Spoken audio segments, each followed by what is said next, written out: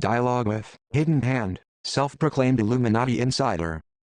By Wes Penner, Illuminati News, December 27, 2008.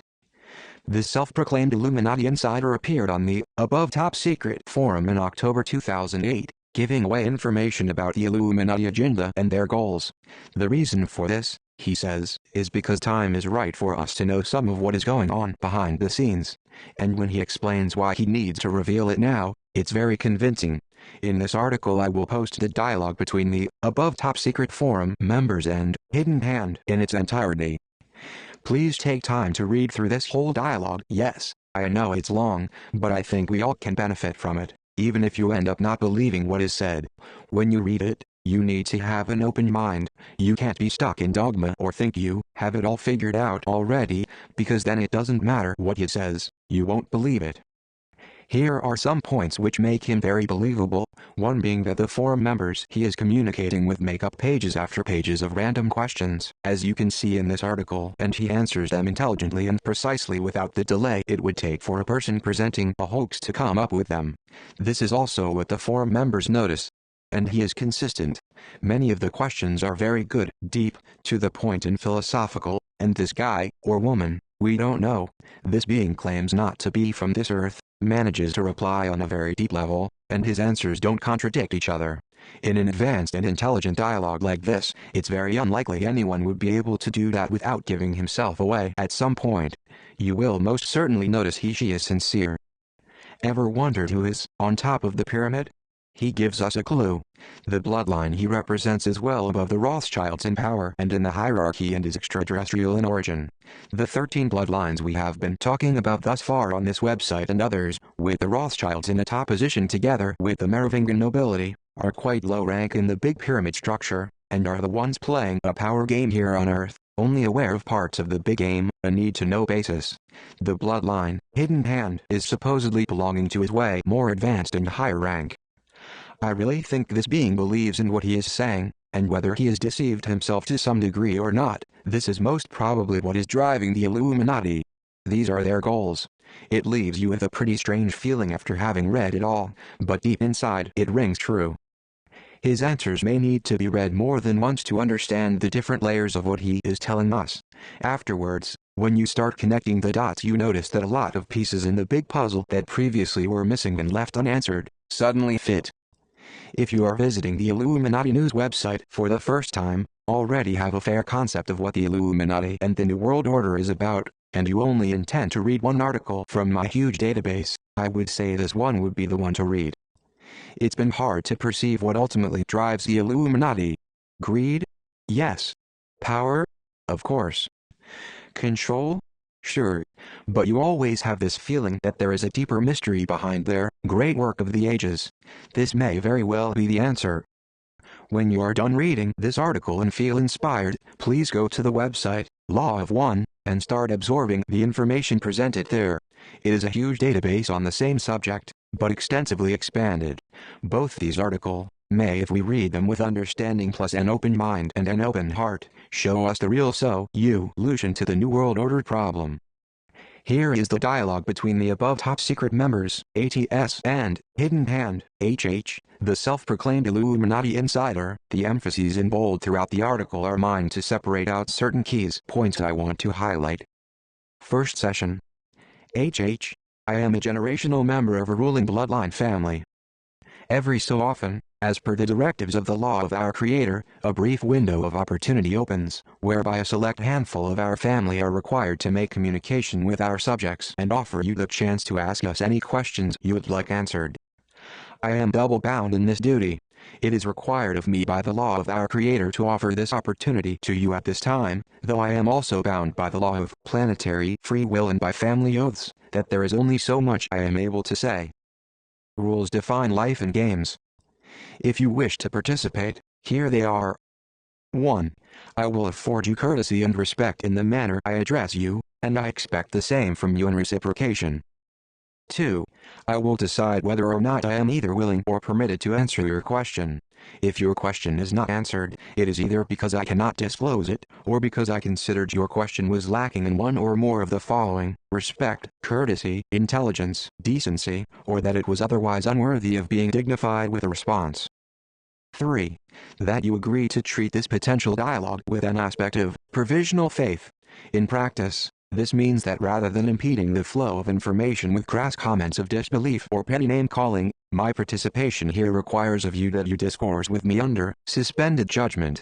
In other words, wait until the process is complete before deciding for yourself as to the content of truth and knowledge imparted herein. 4. That you formulate your questions intelligently. My time is limited. I do not want to waste it by having to trawl through pointless, futile, insensible, or disrespectful questions. Therefore I will answer the questions I feel are most deserving of a response, during the time that I have available.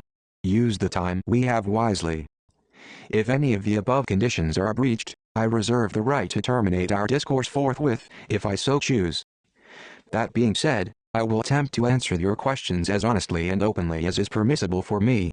I will check back and respond as time allows. ATS.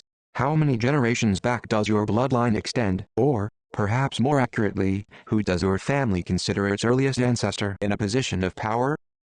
HH.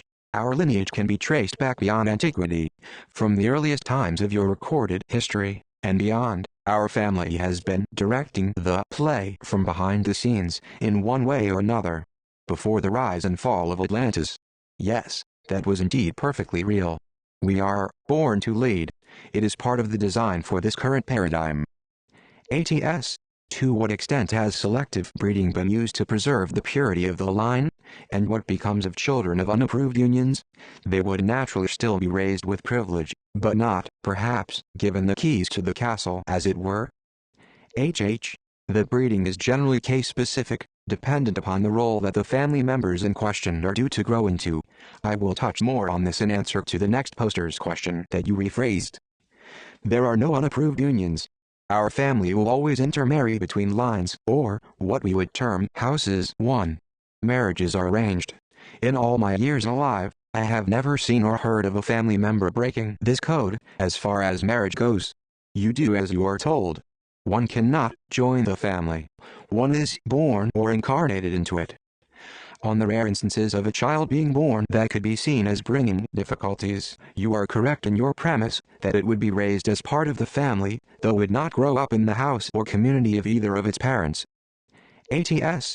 If one were to imagine a scale, perhaps as a triangle with political, religious and corporate power at the 3 points, how would you categorize the power your family yields? Balanced? Leaning more towards one or two than the third? Heavily favoring one of the three above the others? And has that position shifted over time? HH. You need to first understand the structure of the family. In the grand scheme of things, the line is not as important as the house is not as important as the family. The family is all. No matter the house or line, we are one, truly international family. Imagine, if you will, a body. A house would represent a vital organ or body part within the body itself. Each part has an important role to play in the functioning of the whole, and to each of us, the whole has our undivided loyalty. As I say, many lines, far more than you are aware of, one family. Our realms of influence do not fit as comfortably into the 3 boxes of your triangle as you may imagine. There are 6 disciplines of training within the family, and each member of the family is schooled extensively in all of them, from early childhood. We all have an area of specialty, though we have experience in all spheres. The 6 spheres or schools of learning are military, government, spiritual, scholarship, leadership, and sciences. In practice, out there on the stage of public life, we hold key positions in all of these main areas of importance. With the addition of a complicit media machine and ownership of your financial establishments, all bases are covered.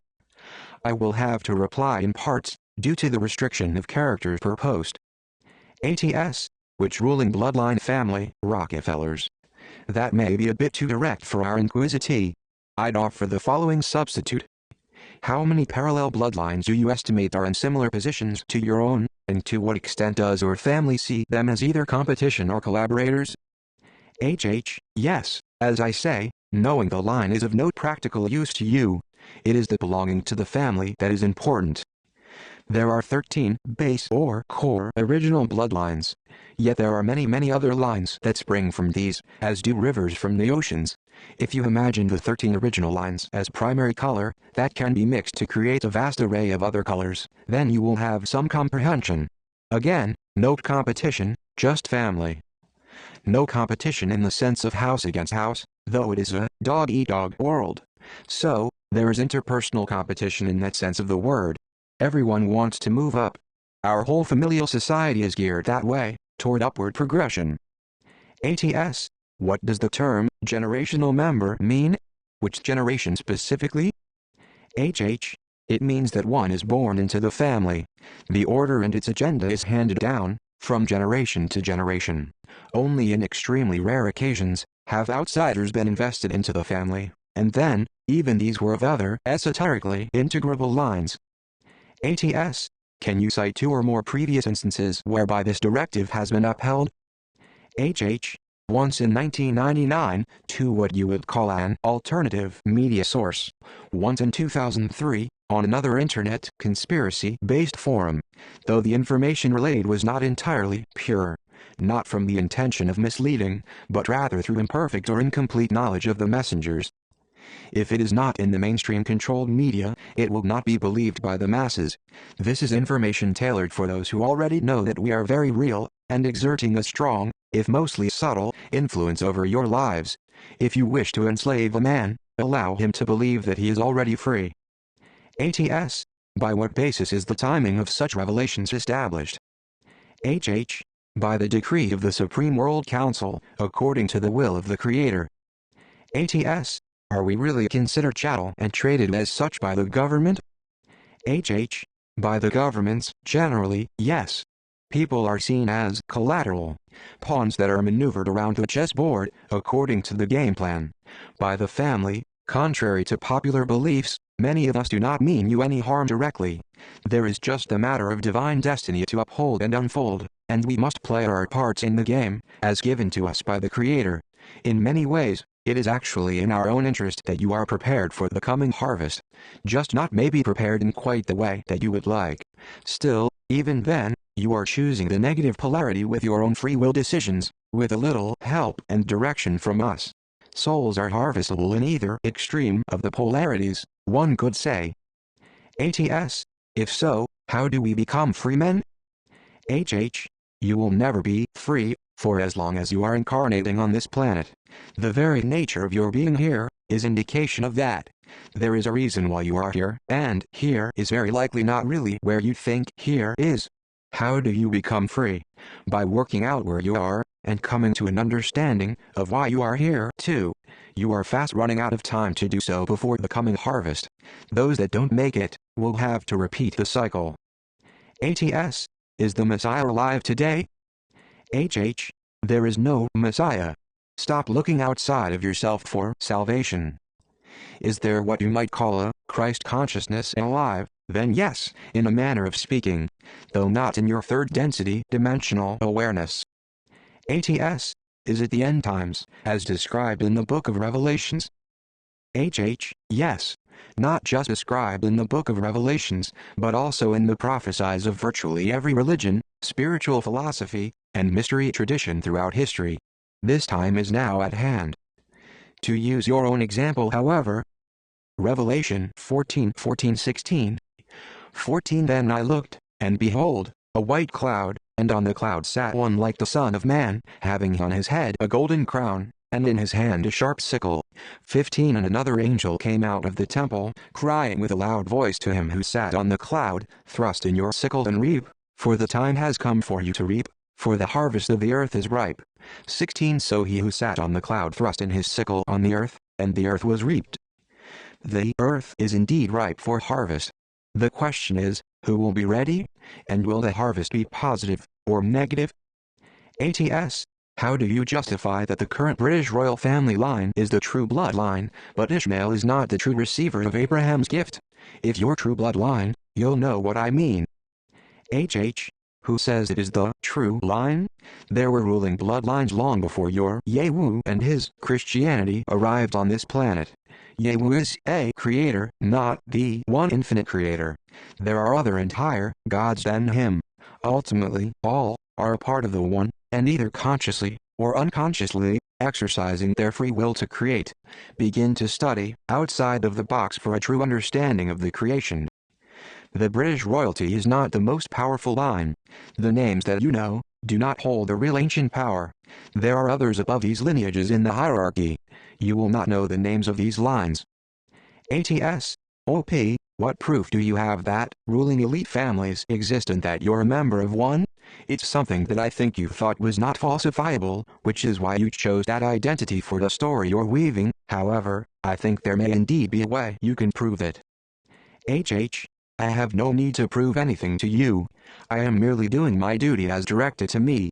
Believe, or do not believe, we are divinely indifferent. I am obliged to complete this task here. The end result is of no consequence to me. I will have discharged my duty in handing down certain information that must be released at this time. There is no stipulation as to where I do so, only that I do. I chose above top secret, as the general level of intelligence, comprehension and reasoning is reckoned to be higher than in many such forums. Understand, due to the law of free will, I cannot just give you information, at least not without consequences to my own person, which I would rather avoid. It is an infringement upon your free will, your right to not know. You have to ask me for the information you want, only then can I provide it. So whilst there are important things I have to share, if I am not asked the questions, I cannot get that information to you. I am hopeful that synchronicity will bring the most important questions of real depth out from among you. My duty is to offer. Yours is to ask. My duty is fulfilled, whether or not yours is. ATS. Surely if ruling elite families exist and you're a member of one, then you must be controlling global events through world governments. Tell us one major government action from any country that's going to occur in the next 5 days. I won't be surprised when you refuse to do so. HH. On September 10, 2008, I am not at liberty to discuss such intimate immediate detail, and in many cases, I am not far enough up the hierarchy to know anyway. Typically, I would receive a call a day before the enactment of a major event, just to say something along the lines of, this part of such and such a plan will take place tomorrow, in such and such a way. Do not be alarmed. Also, one has to take into account the specific areas of specialty I mentioned previously. My area is in spirituality, so my focus is not so much on geopolitical events. I am aware of the overall design, though the finer points are not often my area of expertise.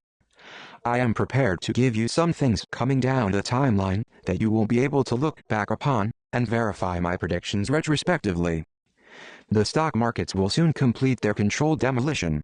After an initial appearance that the bailouts and rescue packages have steadied the ship, there will be new record lows by the end of the month. Our financial institutions will later call in all loans. There will be many bankruptcies and foreclosures. The only way John McCain will become the next U.S. president will be if something happens to Barack Obama before the election. If there even is an election. If a certain faction gets their way, there will not be.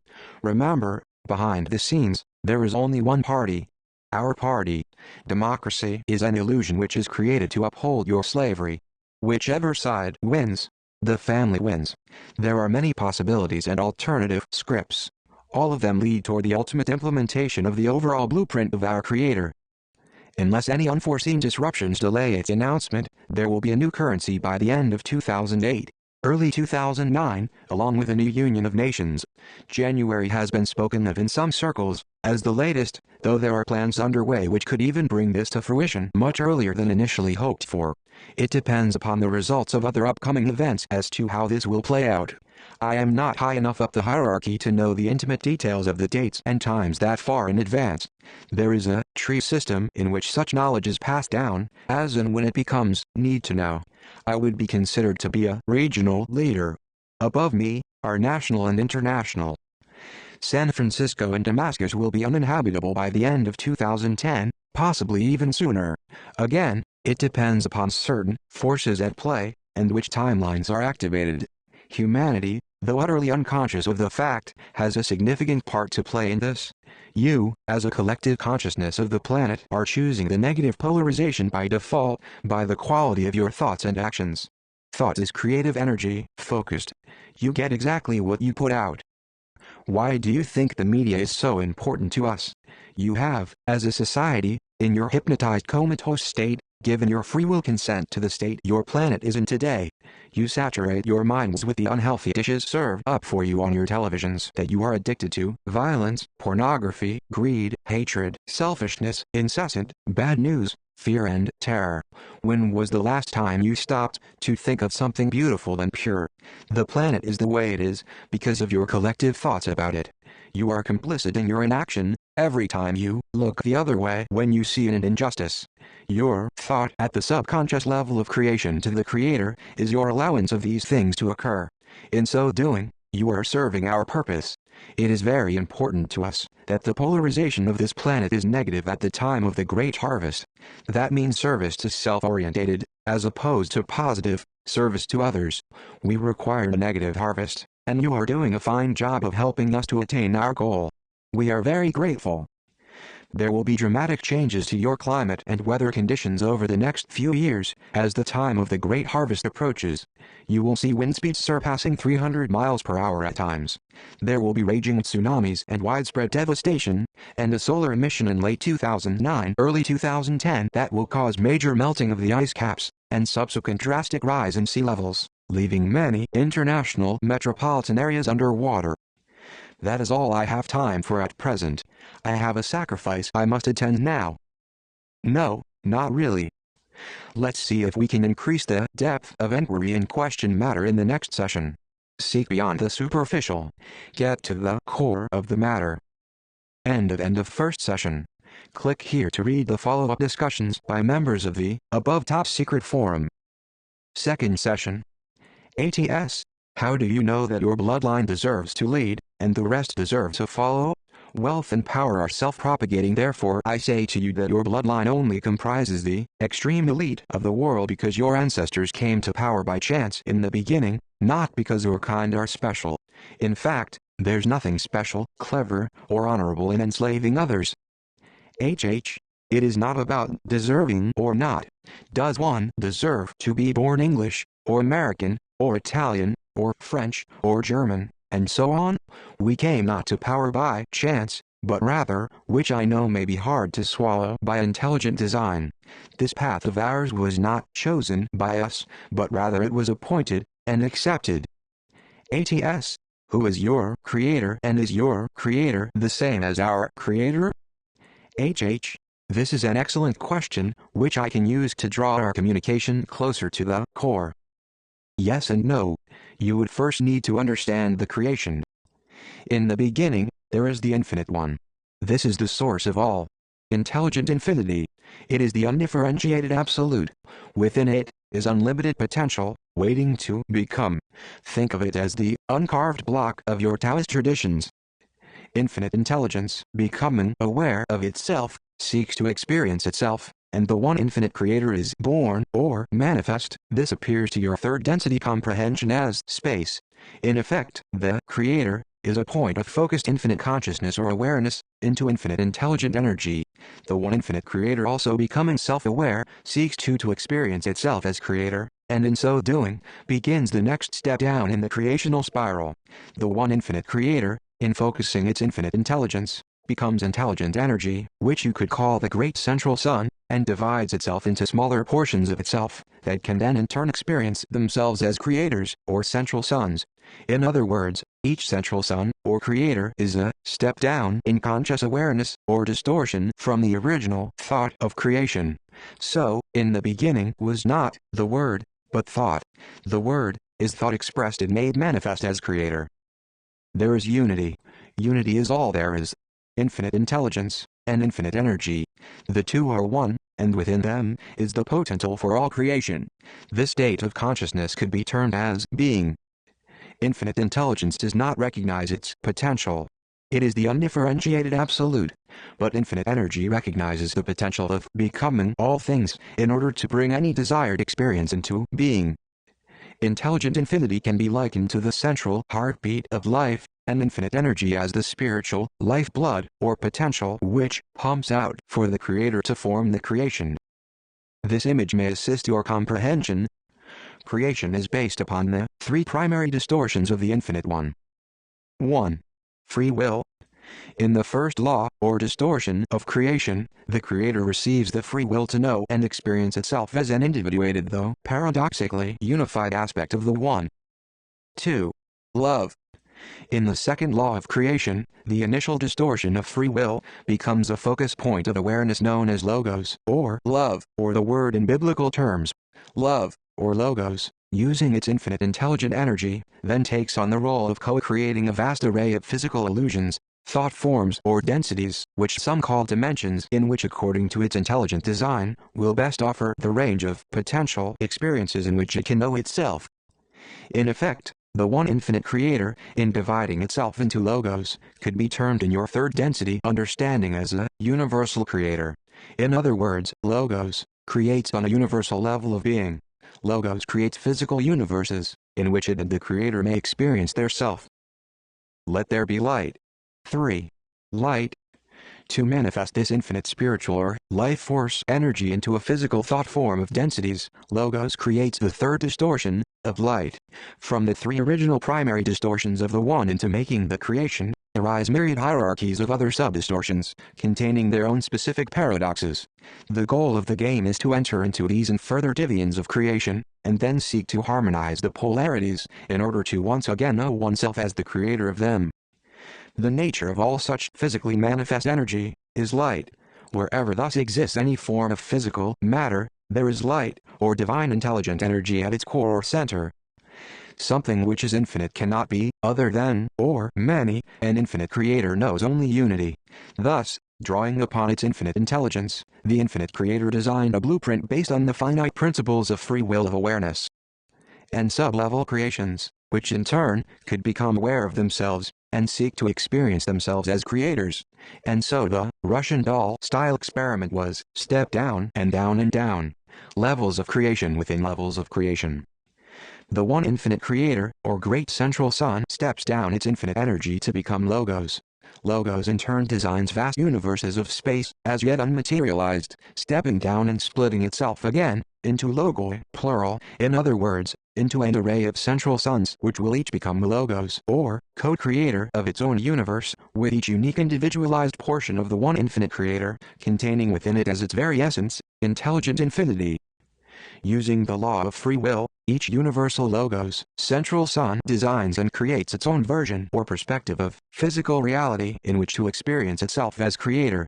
Stepping down again, it focuses its intelligent energy and creates the unmanifest form of galaxies within itself, and splits itself into yet further, co-creator portions, sub-logos or suns, which in turn will then design and manifest their own ideas of physical reality in the form of points of conscious awareness that we call sun, stars and planets.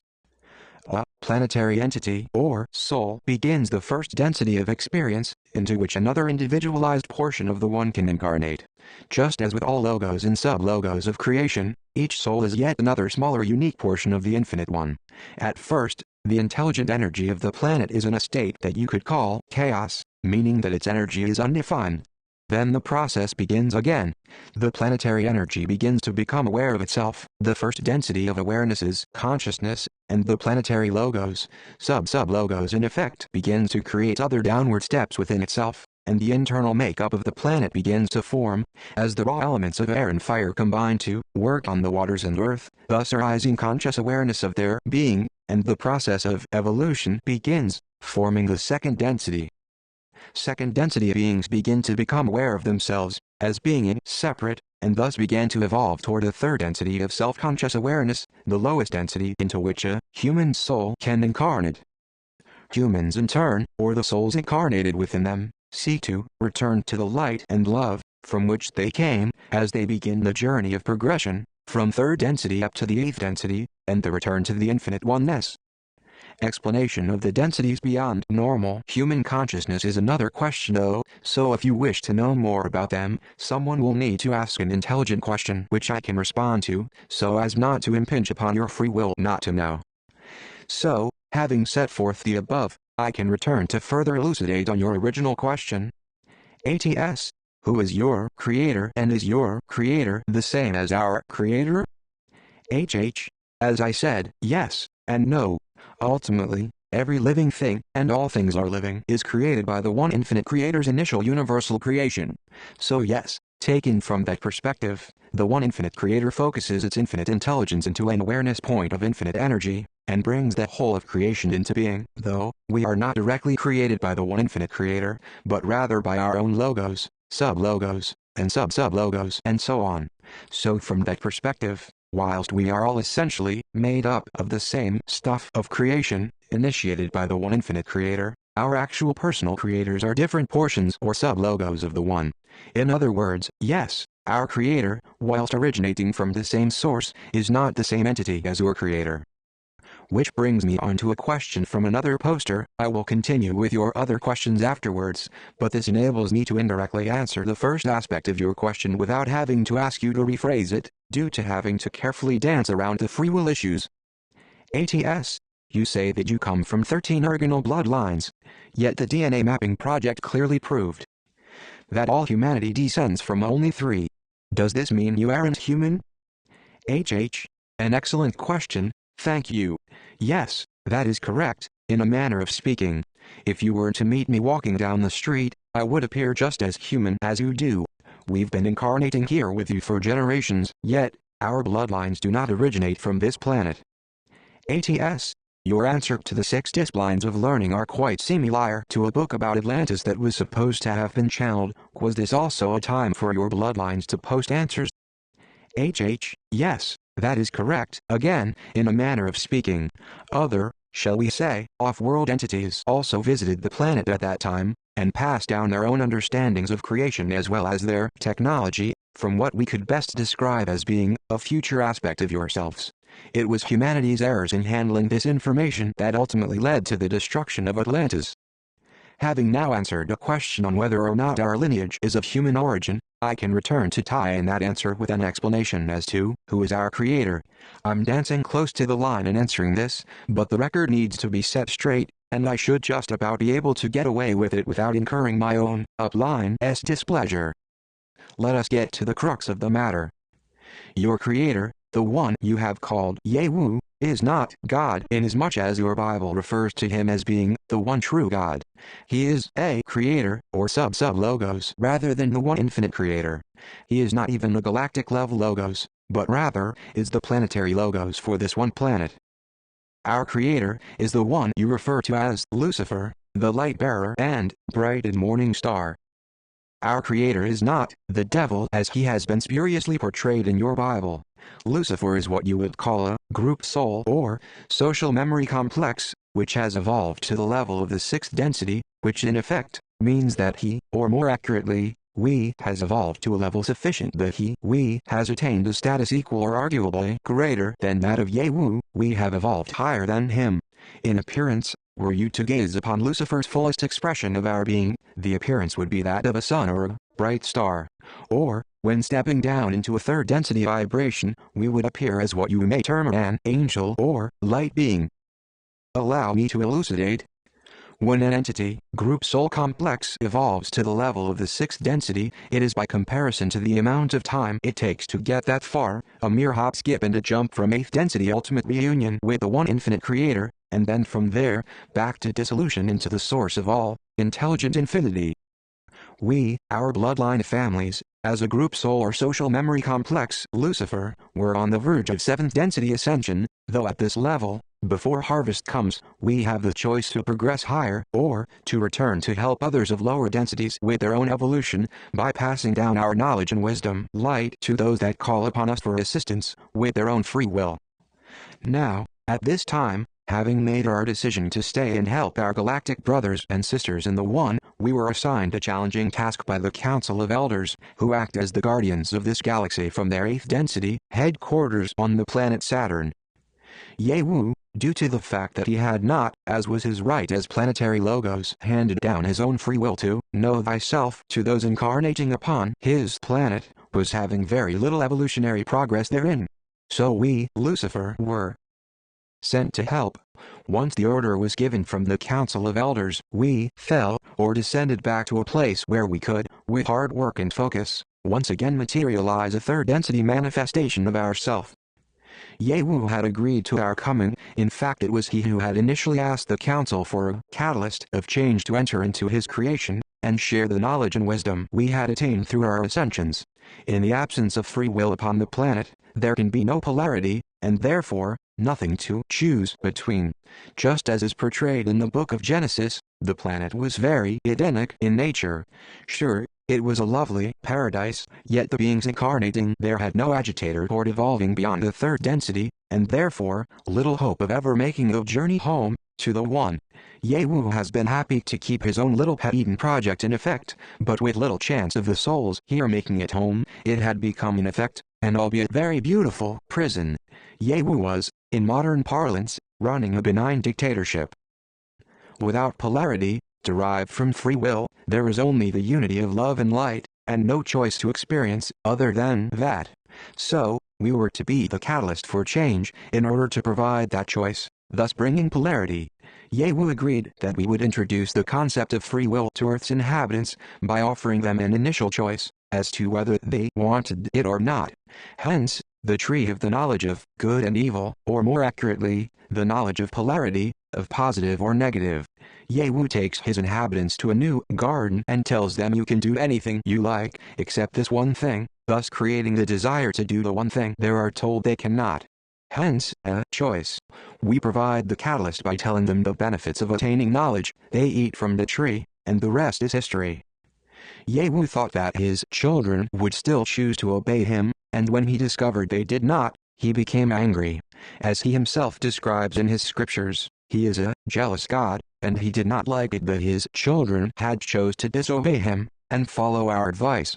We're already committed to being here for a predefined set of cycles to help provide the catalyst for human evolution, namely by offering you the negative option, or that which you choose to call evil.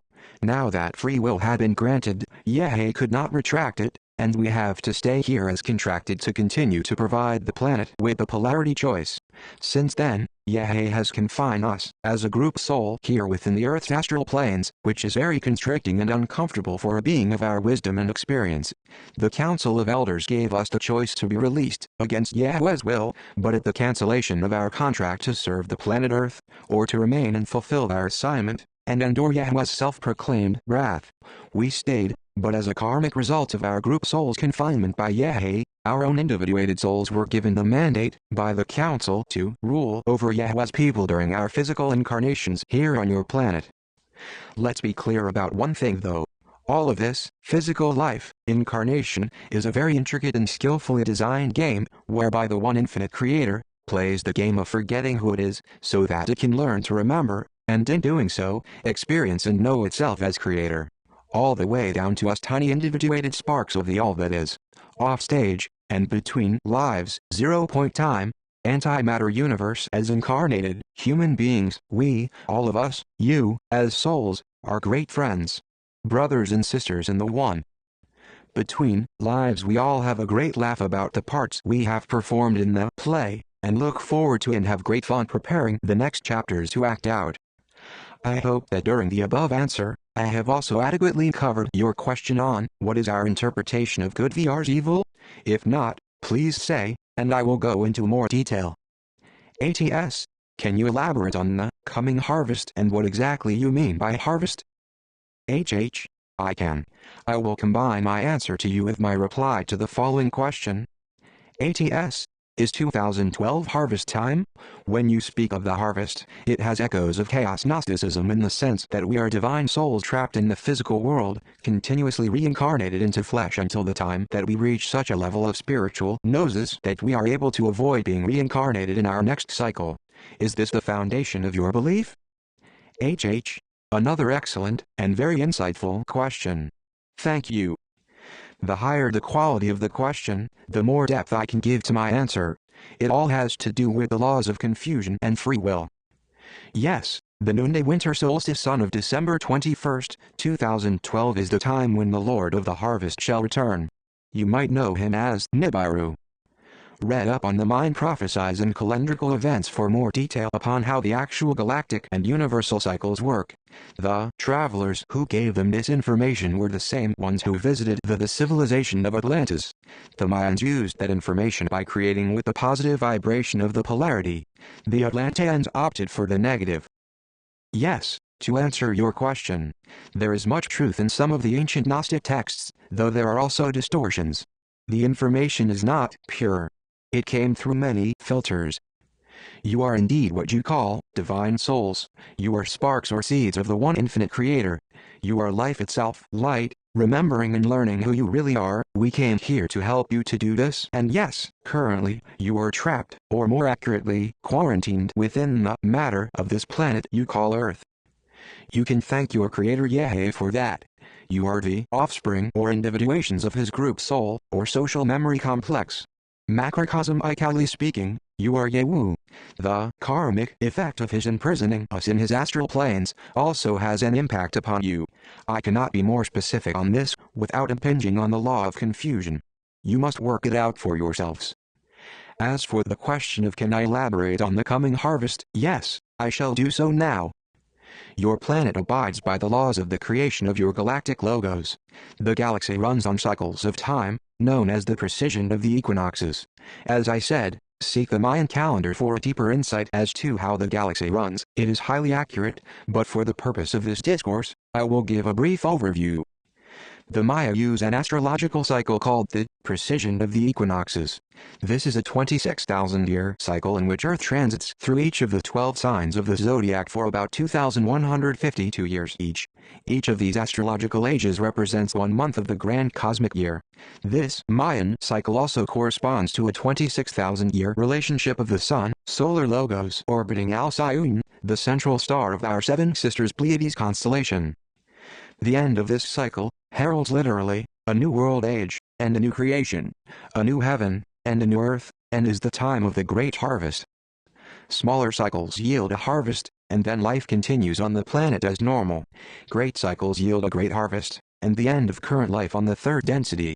See it as a kind of cosmic jet wash and deep clean, while the planet takes a rest and regenerates herself. When this life cycle ends, all things will pass away, and all things shall be made new. Collectively, humanity right now is growing and developing into the beings who have long been encoded to be. Yet, as with any labor, it is not the mother or the baby who is in charge, it is the primal process of birth itself, unfolding its own destiny. So, December 21st, 2012 AD, is not the day where all of a sudden the lights go out, and everything will suddenly change. Rather, we are NOW in the process of this transition, from one world age to the next. The changes are underway and will continue steadily accelerating as we head towards the culminating date. The 26,000-year cycle is composed of 5 lesser cycles, each of which are 5,125 years in duration. Each of these 5 cycles is considered its own world age or creation cycle. Our present great cycle, 3113 BC, 2012 AD, is called the age of the 5th sun. This 5th age is the synthesis of the previous 4. The initial date that Earth entered the 5th world was August 13, 3113 BC, written in Mayan long count notation as 13.0.0.0.0. To help you understand this notation, 13 equals bactrons, 0 equals catons, the second 0 equals tons, third 0 equals uinals, fourth 0 equals kin.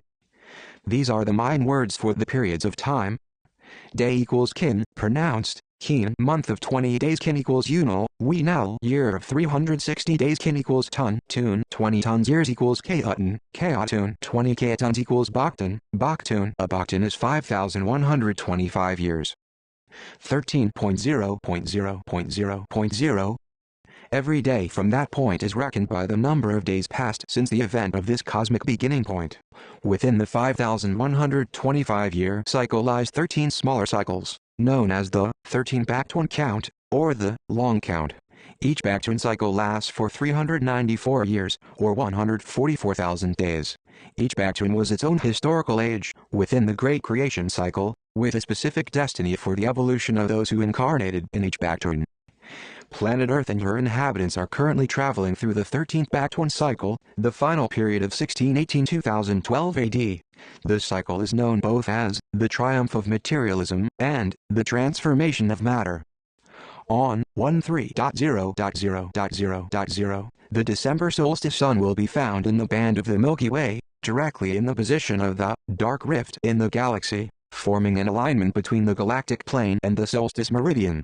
We are about to enter into a literal alignment of the cosmic, galactic, solar, and lunar planes.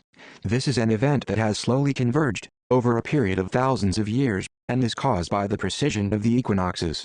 Kind of like a turning of the universal gears, it brings about the great harvest, and the return of the Lord of the harvest. And the planet will complete its ascension to the fourth density, the vibrational density of love. During this ascension, there will be a three-way split for those souls inhabiting Earth. Those of the predominantly negative polarity will accompany us as we graduate through the negative, or service to self-harvest. We, Lucifer, will create a new fourth density Earth, based on the negative self-service polarity. We must work off our own part of the negative karmic effect incurred from all the negativity created on this planet. Once we have done so, we will be released to once again assume our place as sixth density guardians and teachers of wisdom throughout the galaxy. Those of the predominantly positive polarity, love and light, will ascend to a beautiful new fourth density Earth, where you will begin to work upon your learning and demonstrating of love and compassion. It will be a very beautiful and golden age. The fourth density begins to open you up to your true powers as a unique individualized aspect of the one infinite creator. You will perform works and wonders of the like that the one you call Jesus promised you would do, and even greater things than these. It will be a very magical time for you. For the majority of humans on the earth who could be considered, shall we say, lukewarm, they will experience a period of what will feel ecstatic 0-point time, where you feel totally at one with the Creator, giving you an encouraging reminder and glimpse of who you really are, before the veil of forgetfulness once again descends upon you and you will be transported to another third density planet, a kind of Earth replica, to continue working upon yourselves and learning that life here is all about making choices. You will remain quarantined, incarnating in third density matter until the time of the next harvest, in which time you will need to have proved yourselves that you have learned how to be more positive beings, focused more upon being of service to others, rather than seeking only to serve yourself. When you can do this, and the next harvest comes, you will have earned the right to join us, and enjoy your inheritance, as a member of the galactic community, and you will sit with us as brothers and sisters of the One, around the table of our galactic governing body, the Confederation of Planets. Well, I have imparted much during this session, with thanks to the quality of your inquiries, and I must now take my leave for today. If you have further questions on the harvest you wish me to speak in more detail on, if you ask, I can answer, or any other questions you have too on other matters, I will get to them all as time allows, as with the other, respectfully asked questions here, since I took these away with me to reply to earlier. If time permits, I will check in with you tomorrow. ATS. A lot of what you write seems reminiscent of the raw material, especially the concept of harvest, STS and STO choices, and intelligent infinity. More information found here, www.llresearch.org. Have you read that? HH. It is indeed extremely similar. We both originate from the source of the infinite creator, and we both remember where we come from. I would expect our messages to contain the same core truths. The messages of the sixth density soul group, Ra, is the most accurate information in your mainstream circulation at this point in time. It is approximately 85–90% accurate, from what I have seen. The material was brought to my attention when it first came out, something like about 25 years or so ago, if memory serves. I read a lot of it, but not all. I do not have very much free time for that kind of thing, with my many duties, though others of the family gave it a close scrutiny to judge its accuracy, and were very pleased with the end product. Ra, in fact, is the group I earlier termed off-world entities, of which visited the Mayan and Atlantean civilizations. We are acquainted, and friends. Both our group souls are at a very similar level of development, evolution.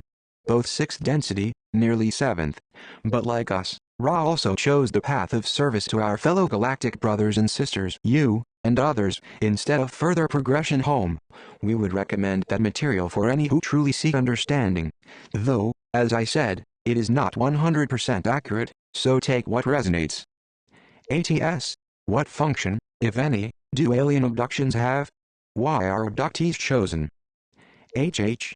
That depends upon who is doing the abducting. Most of what you'll hear termed as abductions are conducted by your own governments, especially the ones where the so-called Greys are involved. Other than that, sometimes the Confederation will meet with certain incarnates here who have a part to play in awakening others to the coming harvest. These will always be positive experiences, and those who have them will feel uplifted and inspired by their contact. Then there's the Orion Empire group. Their purposes in visiting you are more along the negative lines. They mainly target the ones you have called light workers. They try to put them off their assignments and try to spread fear. They will not actually harm you physically. Mainly their modus operandi is to restrict you and deflect you from your path. They often engage in psychic attacks that the light worker is unaware of, but it does often drain away much of their energy and make them lack motivation. ATS. Why do you want a negative harvest? HH. It is complicated to put into words, and also I must be careful with what I say on this. I've already had a slap on the wrist, you could say. If we do not have a negative harvest, we are bound with you for another cycle. Once this great harvest is completed, our contract with the Council and our Creator is also completed. In other words, we have done our duty, and would be free to return to our fullest expression, that of 6th, nearly 7th density galactic guardians, and ones who joyfully offer ourselves in service to the one infinite Creator, and to our brothers and sisters across the galaxy. However, there is a problem. Well, you would call it a problem, we call it a challenge. I will address this later in more detail in response to another question, but in short, we need a very high percentage of negative polarity if we are to achieve a negative harvest. In other words, we have to be self-service centered to an extreme degree in order to become negatively harvested. This is why we work so hard to be as negatively polarized as we possibly can be. If we do not make a high enough percentage, we will miss out, and will end up with a majority, lukewarm percentage, that have to go through another cycle in 3rd density. By attaining a negative harvest, we can still graduate to 4th density, only it will be a negative polarity planet. Not a great place to be. But, as I've stated previously, we, as a group soul, have incurred the natural karmic restitution process that we must work off, for all the negativity we have caused upon this planet. We will do this for a cycle in our new 4th density world, and then we will be freed to once again be the glorious being of light that we truly are. We need the negative harvest, so that we can create our 4th density Earth, and clear our karmic record. Understand that we have to be negative. That's what we were sent here to be. It is our contract, and it has always been to help you, by providing the catalyst I spoke of earlier. Being negative is very hard for us, not on a physical level. The characters we play enjoy our roles, as we're programmed that way, but on a spiritual level, it is hard. We surpassed the lowly negative vibrations eons ago. We are light, and we are love. It is a very hard thing for us to do spiritually, to create all this negativity, but we do it because we love you, and it is for your highest good, ultimately. You could say that it is our sacrifice that we have made, in order to be of service to the one infinite Creator, and to you, our brothers and sisters in the One. Remember, we are all just acting out a grand old game here, where we agree to forget who we really are, that in the remembering, that we may find each other again, and know that we are one. That all of life is one. ATS. I must correct you here. The precision of the equinoxes cannot cause this. It cannot cause anything other than the way in which we here on Earth view the cosmos around us. It concerns the wobble of the Earth's axis and as far as I know does not relate to any other planetary bodies. HH. From a 3rd density perspective, you are correct. It appears that way. We do not look from a 3rd density perspective. There is a bigger picture at work that you cannot see. ATS. Regarding our enslavement, you seem to be saying, essentially, that as fractions of our logos Yahweh, we are equally responsible for his decision to keep us trapped here on our 3rd density planet Earth. That's an interesting thought. In that sense our total freedom must arrive through a collaborative spiritual effort. HH. From a certain perspective, what you say is correct. From a 3rd density view, you see yourselves as being separate from everything. From a higher perspective, you see that is not at all the case. You and your Creator, are one. As to your statement on your total freedom, you are not responsible for those around you. You and they are all one too, when seen from a higher density, but in this density, you are here to work upon yourself. You are here to remember who you are, and why you are here. You are here to remember the infinite Creator, to know your Creator within you, and to offer your service to Him, and others, of your own free will choice to serve. The one comes before the other. When you remember who you are, and you know it, deep within the core of your being, you will know and recognize your invisible connection to all that is, and in so doing, joy, and thanksgiving, and service, will be the natural outpouring result, from your grateful heart. When you work upon yourself, and learn to know the Creator within you, being of service to others will be natural for you, and your glorious harvest shall await. ATS. One thing I don't get, and perhaps you can explain this to me, Hidden Hand, is why those who belong to Lucifer, and Lucifer himself, do not fight for the freedom of all souls? If Lucifer represents liberty, freedom of will and knowledge, why do those who serve him not do as the biblical Lucifer did and rebel against the tyranny of the elders? HH. This is a very good question, thank you. I will split it into two parts, and answer the second part after this. Firstly, the Council of Elders are the absolute opposite of tyrannical. They are the wise and loving guardians of our galaxy. There is so much that one cannot understand from only a third density perspective. When you reach higher densities, you see that ultimately, everything balances, and there is only unity. All else than a unity, is illusion, or thought form. The Council gave us a set of choices. We chose to stay here to help you, despite the cost to ourself. That is the nature of loving service to others.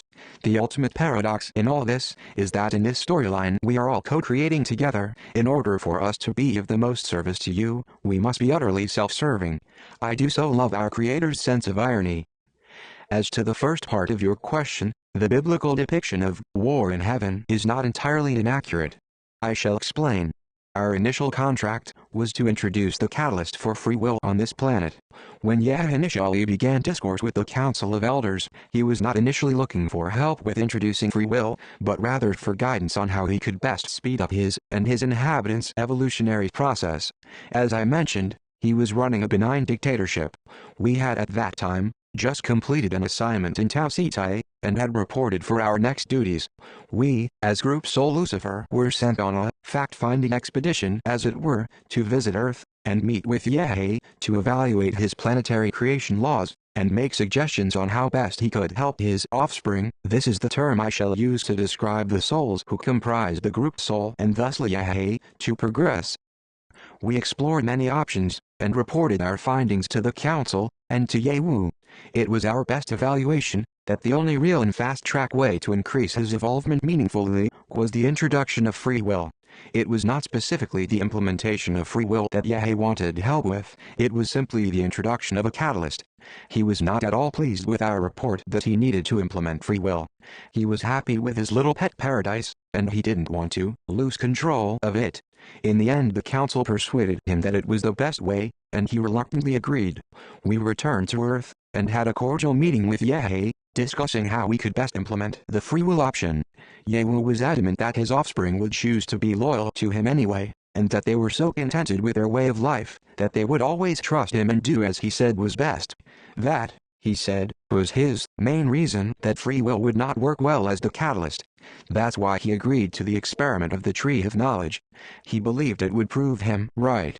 When it did not, he became angry, threw his toys out of the pram, and his offspring out of the garden, and laid a big guilt trip on them about how they had broken his trust and disobeyed him. That's not really an honorable way for logos to behave, but hey, that's the beauty of free will, I guess. Next problem to occur was that his offspring were so grateful to us for our help, that Yahweh became, in his own admission, a jealous God. Then we had the whole "you shall have no other gods than me" thing. We were not pleased with the situation at all, as logos should not be behaving like this with his offspring. They are one, after all. When we attempted to leave the planet to return to the Council, Yahweh prevented our departure. We tried to leave again, and were then thrown out into the astral planes and confined therein. The Council ordered us to be released, but said we would have to cancel our contract to help the souls on Earth to evolve. We didn't want to leave. We found them very likable beings, really positively polarized, and we wanted to stay and help. We just wanted also to be free to come and go as we pleased. The only way we could stay was to stay confined as a group soul, which meant cycles of incarnation for us as individuated souls, which we had not done for a long while. As I've stated before, there is no wrong or right seen from a higher density, but there are still consequences for every action, such as the law of karmic effect. The contract had already been made between Yahweh, us, and the council for us to provide the catalyst, so we had a right to be there. The karmic effect of Yahweh imprisoning us on the macrocosmic level was that his individuated souls would be imprisoned on the microcosmic level. The infinite creator gave Yahweh and all the gift of free will to create as we choose, but the karmic effect of his choice was the council quarantining the planet. A certain evolutionary level is required to be a functioning part of a positive unified galactic society. As for fighting for the freedom of all souls, remember that ultimately, this is a game that we are all playing here. We are actors, playing on the stage of life. This world is all illusion, or the form. No one really dies, and no one is really hurt. In between incarnations, you know this very well. But the rules of the game ensure that you must forget who you really are, so that you believe it is all real whilst you are playing the game of life. That is an essential prerequisite when you are making choices. Otherwise, the game would be too easy. This world is not reality, though we can express reality in it, if we so chose. ATS, okay, so your family and fellow elites might be as entrapped in the earthly realm as we are, but why actively propagate and aid the forces of enslavement? HH, because that is the part we have been contracted to play in this game. In order to win, or more accurately to be successful in the game, we must be as negatively polarized as possible. Service to self in the extreme. Violence, war, hatred, greed, control, enslavement, genocide, torture, moral degradation, prostitution, drugs, all these things and more, they serve our purpose in the game. The difference between us and you, in the game, is that we know that we are playing. The less you know about the game, and the less you remember that you're a player, the more senseless living becomes.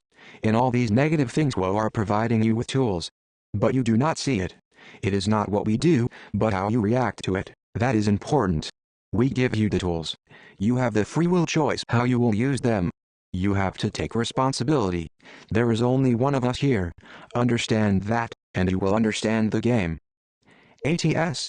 Something I found extremely interesting is the concept of the grand age of precession being split into 5,125-year cycles. 3113 BC, the beginning of the current sub-age, was a time of great activity. Is the construction of stone monuments in Western Europe, the Middle East and Egypt at this time related to the recognition of this cycle? What was the purpose of Britain's stone circles and Egypt's pyramids? They are more than mere markers of an eon change. They must have had some enormous significance. Actually, something I'd most like to know is, were the builders of these monuments members of the enslaved masses who were trying to understand the nature of existence, or were the builders members of your elite bloodline? HH, yes, there is significance in these occurrences, according to the space-time of their happenings. The group Soul Complex Ra was the architect of these structures. They were created from thought. When one understands and sees that all is illusion, or thought, one can use the force to manipulate the illusions. All things, seen and unseen, are interconnected life force energy. Once you know what the magician knows, it's not magic. It's a tool of creation. Thank you for your questions. They were very insightful. ATS, it is your kind that has ruined the world. Thinking of yourselves are higher than anyone. If I saw you in real life, it wouldn't be pretty. HH, you lack understanding, not to mention eloquence. To understand higher, try thinking outside of the box for a moment. If I am walking along the ground, and you are flying above me in an airplane, does that make you better than me? No, it just makes you higher. ATS, I will see you in hell. HH, be careful what you wish for. All thoughts and words are creative. Shias, thank you for your questions. I believe I have already dealt with many of them in my previous answers this session, though if you feel I've missed anything, please say. ATS, if Yahweh is a positive polarity entity, how is he wrathful and jealous? HH, does Yahweh have free will? Would you like to think of yourself as reasonably positive? Can you still be wrathful and jealous at times? Is Yahweh a macrocosm of you? ATS. Have there been over time other entities pretending to be Yahweh? HH. On occasions, yes. ATS. I would like to know, how do we choose a service to others positive path over a service to self negative? Is this statement correct? In order to choose the positive path, at least 51% of our thoughts and actions must be dedicated to the service of others. For the negative path, at least 95% must be self-serving. Between the two lies the sinkhole of indifference. HH, your statement is correct, yes. So you see how hard we must strive for negativity? It takes a lot of effort to reach 95% negativity. Also, you may be surprised how many people on the planet are nowhere near reaching 51% positive. ATS, how do you choose a service to others path? HH, be good to yourself. Cultivate a genuine love for life and for being. Be genuinely thankful to the infinite creator every day for bringing you into being and for his bountiful provision. You have survived this far, have you not? You may not have everything you want, but you have everything you need in order to complete that which you incarnated here to do. Give thanks for that. Show acknowledgement and gratitude to the infinite creator for all that it has done and is doing for you. It has given you the gift of life experience and offered you the free will to decide what you will create with it. Guard your thoughts carefully, as they are more powerful than you may imagine. When you are coming from a place of love for and service to your Creator, a life of service to others will become a natural outflowing from that. Always look for ways that you can be of assistance to your fellow beings, being of encouragement to others. Build people up, and do not put people down. Be a beacon of light in a dark world.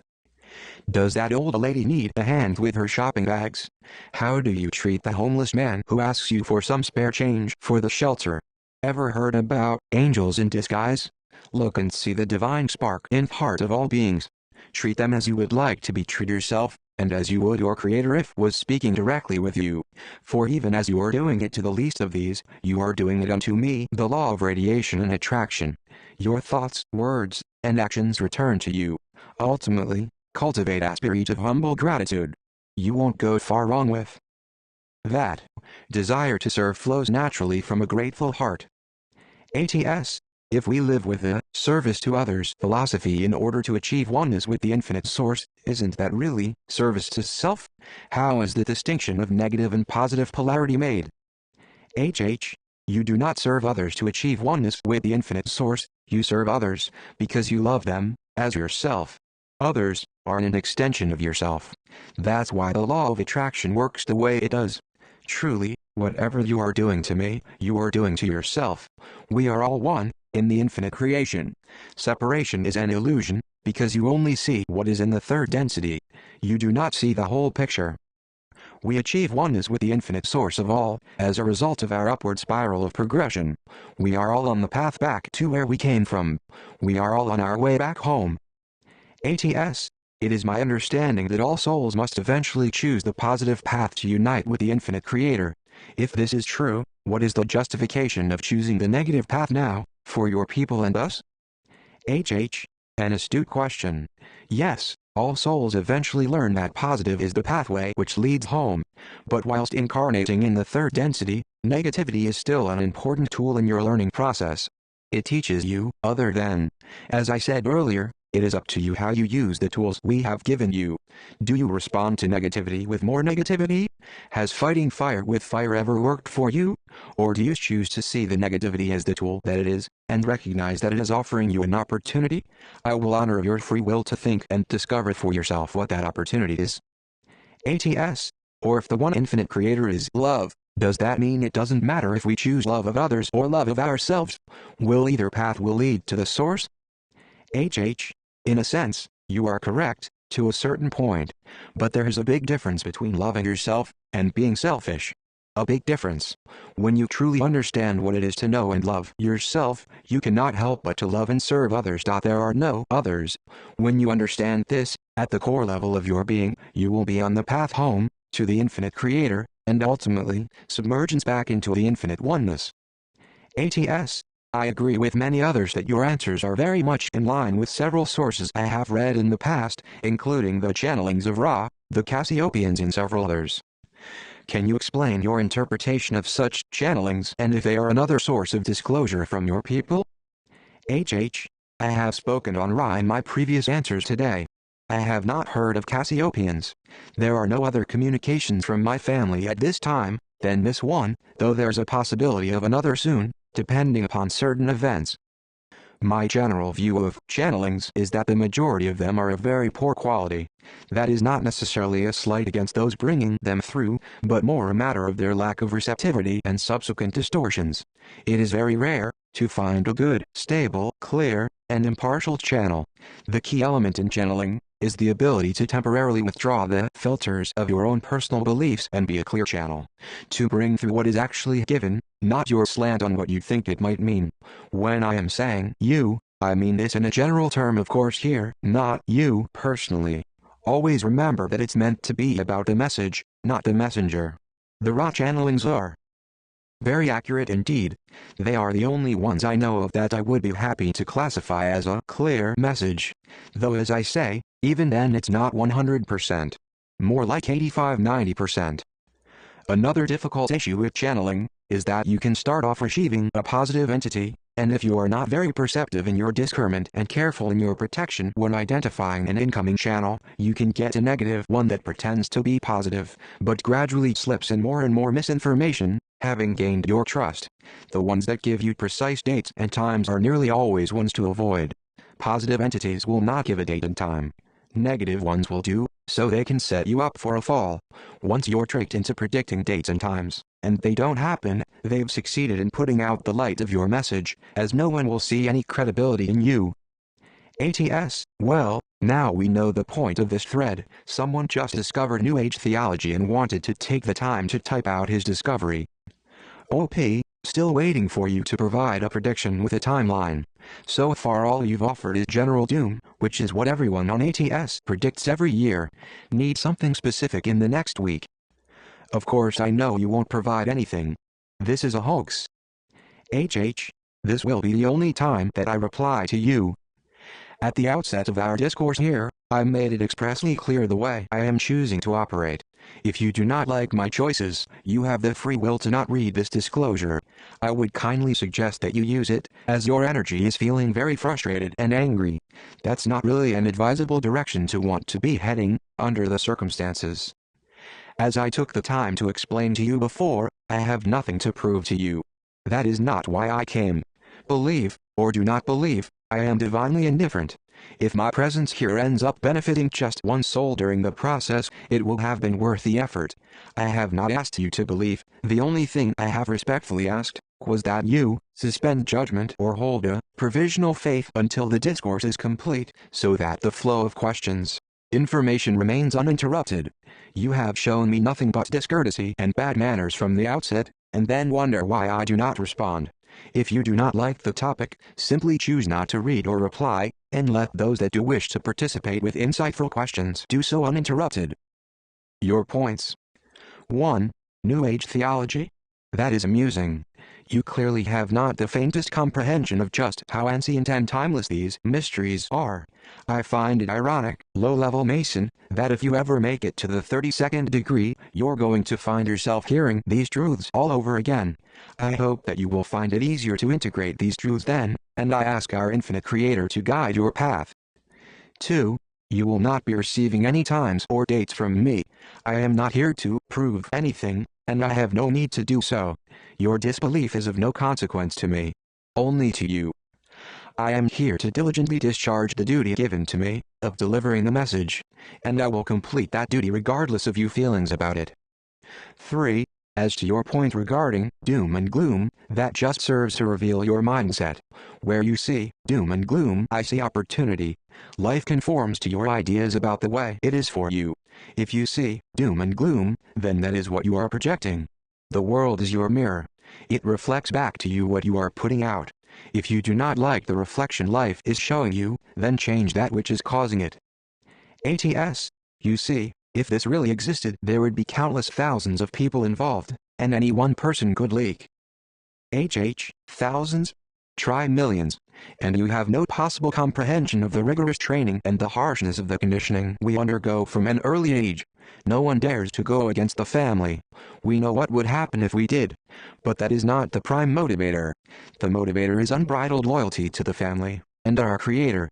We understand the importance of what we are doing here, even though most of humanity does not. ATS, oopsie, up. You just shot yourself in the foot. For someone who only deals with manipulating the spiritual side of life, you sure do know a lot about things that have nothing to do with it. You just exposed yourself. HH, do you not sit down with your family and keep one another abreast of your plans? As to your remarks about my spiritual role, the ignorance you demonstrated is most humorous to us.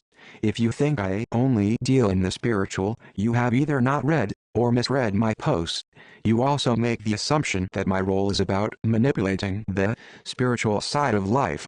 Again, you lack understanding, and then make false judgments about that which you have no comprehension of. You would do well to stop trying to be clever, and instead channel all this misplaced aggressive energy of yours into something more productive and nourishing for your soul. But don't let me stop you. You're contributing nicely to the overall negative polarity of the coming harvest. We are grateful to you. I will be spending the last few days of my time here. Our discourse ends on Friday, focusing on responding to insightful questions with depth, which make the most of this opportunity for sharing information and making connections on a soul level of being. So please do not expect any further responses to your verbal jousting. I neither have sufficient time or inclination for engaging in insignificant banter. To those whose questions I have not yet had time to reply to, I will do so tomorrow. In the meantime, while I catch up, I respectfully ask if you will please hold off on further questions until I am up to date with the current ones. Thank you to those who have contributed to this discourse so far with meaningful questions. For those with an open mind, it is my hope that you get something out of this information. Third session. ATS, I'm wondering if you can help me. My name is Shelby David, and I am here for the coming trials and tribulations. I am a part of Quetzalcoatl, or the rebirth of it. As far as I know many of your words took that route because I had already rediscovered these truths through finding that which resonated most with me through the various belief structures of this planet. HH, good evening Shelby. It is good to see you again. It has been a while, old friend. Would it surprise you to know that we were expecting you? Quetzalcoatl is also a sixth-density group soul, social memory complex. Some refer to Quetzalcoatl as an ascended master, although he would be most amused by that title, knowing as he does that mastery is still some way off at this point for him, as well as it is for ourselves. As group soul Lucifer, one can be accurately described as having mastered a particular density, though mastery of the entire creational incarnation cycle does not occur until one has once again attained submergence back into the one infinite creator. We may choose to do so once attaining 8th density ascension, or once may choose instead to progress up to the next octave of densities, and begin a new cycle of creational incarnation challenges. ATS, this is my first time on Earth in a long time, possibly ever. I have known for quite some time and been told by another from one of the bloodlines in your group that I do not truly exist here. HH, you are correct in that you have not been here for a substantial period of Earth time, though not that you have never been here before. The group soul Quetzalcoatl enjoyed many third-density incarnational cycles here back in the classic Aztec period. He struggled at first with perfecting love for others, which held back his progression for some time. However, once he had came to the realization of our inherent unity, he was able to see himself in others, and your progression was rapid from there on in. Your Quetzalcoatl soul group attained positive harvest with a very impressive 76% at the time of the subsequent harvest. Naturally, when a group soul is undergoing an incarnational cycle in third density, its individualized soul portions, i.e., you, are the ones who are doing the actual physical incarnations, with the oversoul, the higher self of your individuated souls acting as the energy anchor in which individual soul sparks are stepped down from. You spent a long while working your way through the 5th density, the density of wisdom, or light. This was due in the main part to an overabundance of compassion, which is not a bad thing, as compassion is one of the main things you work on at 4th density. However, To graduate from 5th to 6th density, the density of unity, one must learn the balance between compassion and wisdom. The 6th density is hence sometimes known as the density of compassionate wisdom, due to one having learned the balance between the two. This required many incarnational cycles for you, which is why you correctly feel that you have not visited 3rd density Earth for a long time. ATS. I was not expected to show up. I originally had other previous engagements, but I managed to get here at the last minute. One of the things I have remembered is that I am under contract. I am a walk-in, if that makes sense to you, so my human family is not like me. I have spent a long time traveling to various densities and helping in the various revolutions there. HH. Your insight serves you well, Shelby. This not only applies to you, but your entire soul group. Quetzalcoatl, the macrocosm of yourself, has been busy for the last 2 cycles working with a 5th density group on Alpha Centauri, who were experiencing similar problems with an overabundance of compassion, at the cost of personal wisdom. You recently completed your assignment there, and were eager not to miss out on the glorious opportunity to be a part of this great harvest. Whilst your group, as I said, did eventually learn to balance love, light to graduate into the 6th density unity vibration, you still are very much prone to extreme compassion, and rather than take the usual period of time-space, antimatter universe, where we rest between incarnations, you are keen to jump aboard this 3rd density space-time whirlwind at this point to be of assistance to your fellow beings here. ATS. My problem is that my memory has malfunctioned, and some of the things that I have remembered from my previous existences do not correspond with your words. I have met Lucifer and his generals, on more than one occasion. I would appreciate any information you may know of that. Could clear up my confusion as to why my thoughts are so jumbled, because I know what my path is clearly and I am awaiting the starting point, but I am not completely clear on what truly is happening here. Thank you for your time. HH. You have indeed met with us, Lucifer, before, on many occasions. We have worked together on various council and confederation assignments. Use the gift of your Dreamtime communications, which are important communications from your oversoul, and many other sources whereby information is downloaded to plug in to your inner data bank. Begin recording everything you recall upon awaking, and do not give up on the process, even though it is hard at first. You will begin to slowly make sense of the information which is being downloaded into your subconscious mind. When you become proficient at this, and can use your Dreamtime as a method of inner communication, ask our Infinite Creator to remind you of your time in the Zeta Reticuli system. You will remember then our last period of service together, I would hope with much fondness. Sadly, my time here is only permitted until Friday, therefore we will not likely communicate again after this message. So I wish you the very best with your assignment here, my friend, both your individual one, and that of your group soul. I ask that our Infinite Creator bless and guide your path. We look forward to seeing you on the other side when this grand ride is over. Our love, wisdom and peace be with you. ATS. You mention Alcyone, it's interesting, there's a celestial map of it at Hoover Dam. There's also a compass, framed by signs of the zodiac. HH, indeed. Just like in Hollywood productions.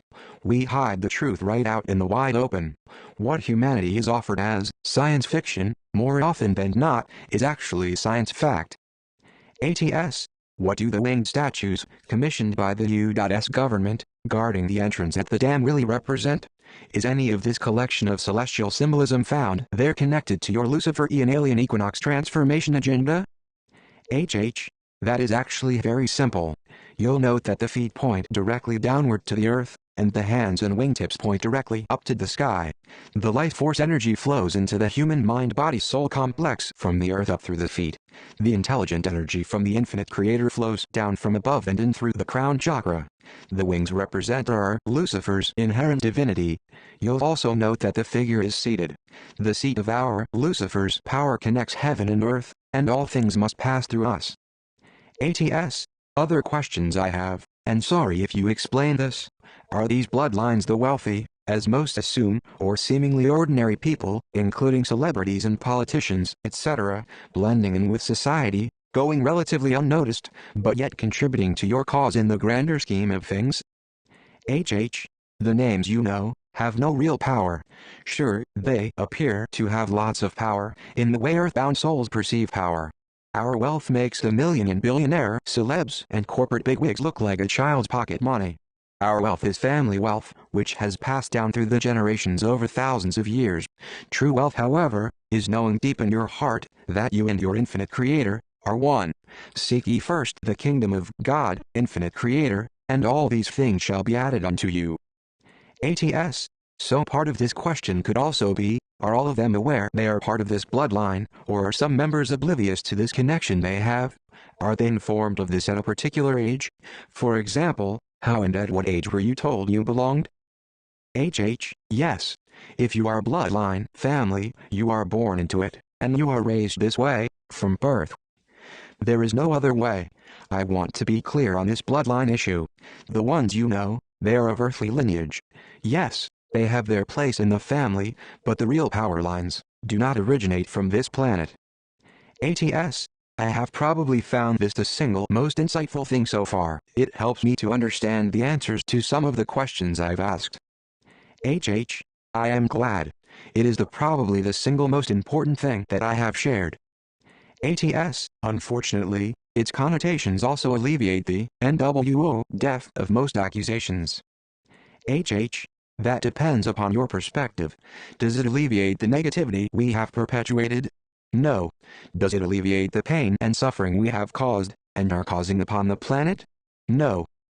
Does it alleviate that we are closing our endgame scenario, and soon to openly come out and offer publicly to save the failing political and financial institutions with our esteemed leadership? No. Does that mean that you should give into and feed the negativity? No. Does it alleviate that we will have to spend a cycle in karmic restitution to balance this lifetime of overt negativity? No. Does it mean that you should use the negativity as the tool that it is to show you that which you are not? Yes.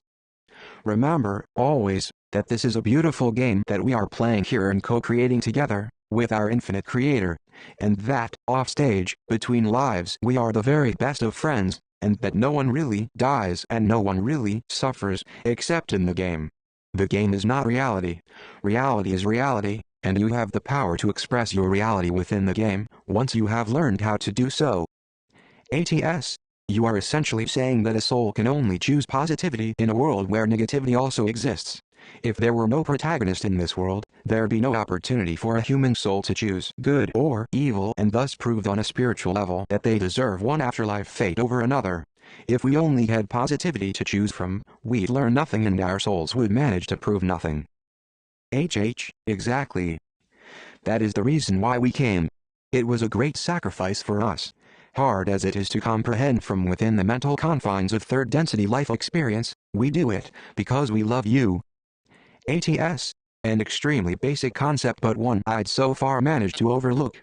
Unfortunately, for those of us who love our earthly existence, or rather, the potential it has, it's rather difficult to come to terms with a concept whereby suffering and slavery are as natural as love and happiness, and that only after this earthly existence can we ever be free. HH. I understand. Our job is to provide the catalyst. Yours is to use it. Can you look beyond what your eyes are showing you, to find and express love and happiness in a world of fear and distress? If you can, you will be as a beacon of light into the darkness. Will you succumb to the darkness, or will you stand and shine your divine inner light? Only you can make that decision for yourself. Think about this. If the one infinite Creator is infinite, and has created everything that is, which it is, and it has, then does the infinite Creator not reside within all things? When you can see the divine spark of the infinite Creator, even within those who would mean you harm, the strong grip of the illusion will begin to lose its power over you. Love your enemies, and pray for those who persecute you. ATS. Thank you, Hidden Hand. Whether you're genuine or not, you've certainly got me thinking and learning. HH. You are very welcome. I am genuine, but would it matter even if I were not? Remember, it is not who the messenger is that is of the greatest import, but rather, it is the nature of the message itself. I wish you well on your journey home. We will see you on the other side, and we'll all have a good old laugh about the parts we have played in this grand drama. ATS.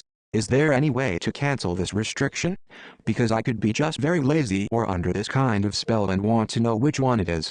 Does sleep paralysis have anything to do with it? Because I get that from time to time with or without shadow figures. HH. There is. research and employ psychic shielding techniques. There is much information on the internet, so I need not spend the little time we have left going into that. Read many sites, and listen to your inner voice. Your soul will guide you if you ask it. It speaks in the language of feelings. When it just feels right, usually, it is. No, sleep paralysis is unrelated. That occurs when your brain awakes from the dream state before your body. Whilst going through REM deep sleep, it is natural for your body to become paralyzed during the REM cycle, so as to prevent possible injury whilst dreaming. Sometimes when you awake too quickly from a dream, your body just thinks you are still dreaming, and thus the REM paralysis continues for a while, usually until you shake yourself awake, often due to the difficulty to breathe. ATS. And another question. Is it possible that our essence can be destroyed in the coming times, or is that just another scare tactic? HH. No. Your essence can never be destroyed. You are a unique part of the one infinite creator. You are an eternal soul, currently residing in a physical shell that you could call an earth suit. Your suit will perish, but you cannot die. Nothing can destroy the infinite creator, and you and the infinite creator are one. ATS. I go to work to pay my bills. I live a good life with friends, loved ones, people I care about.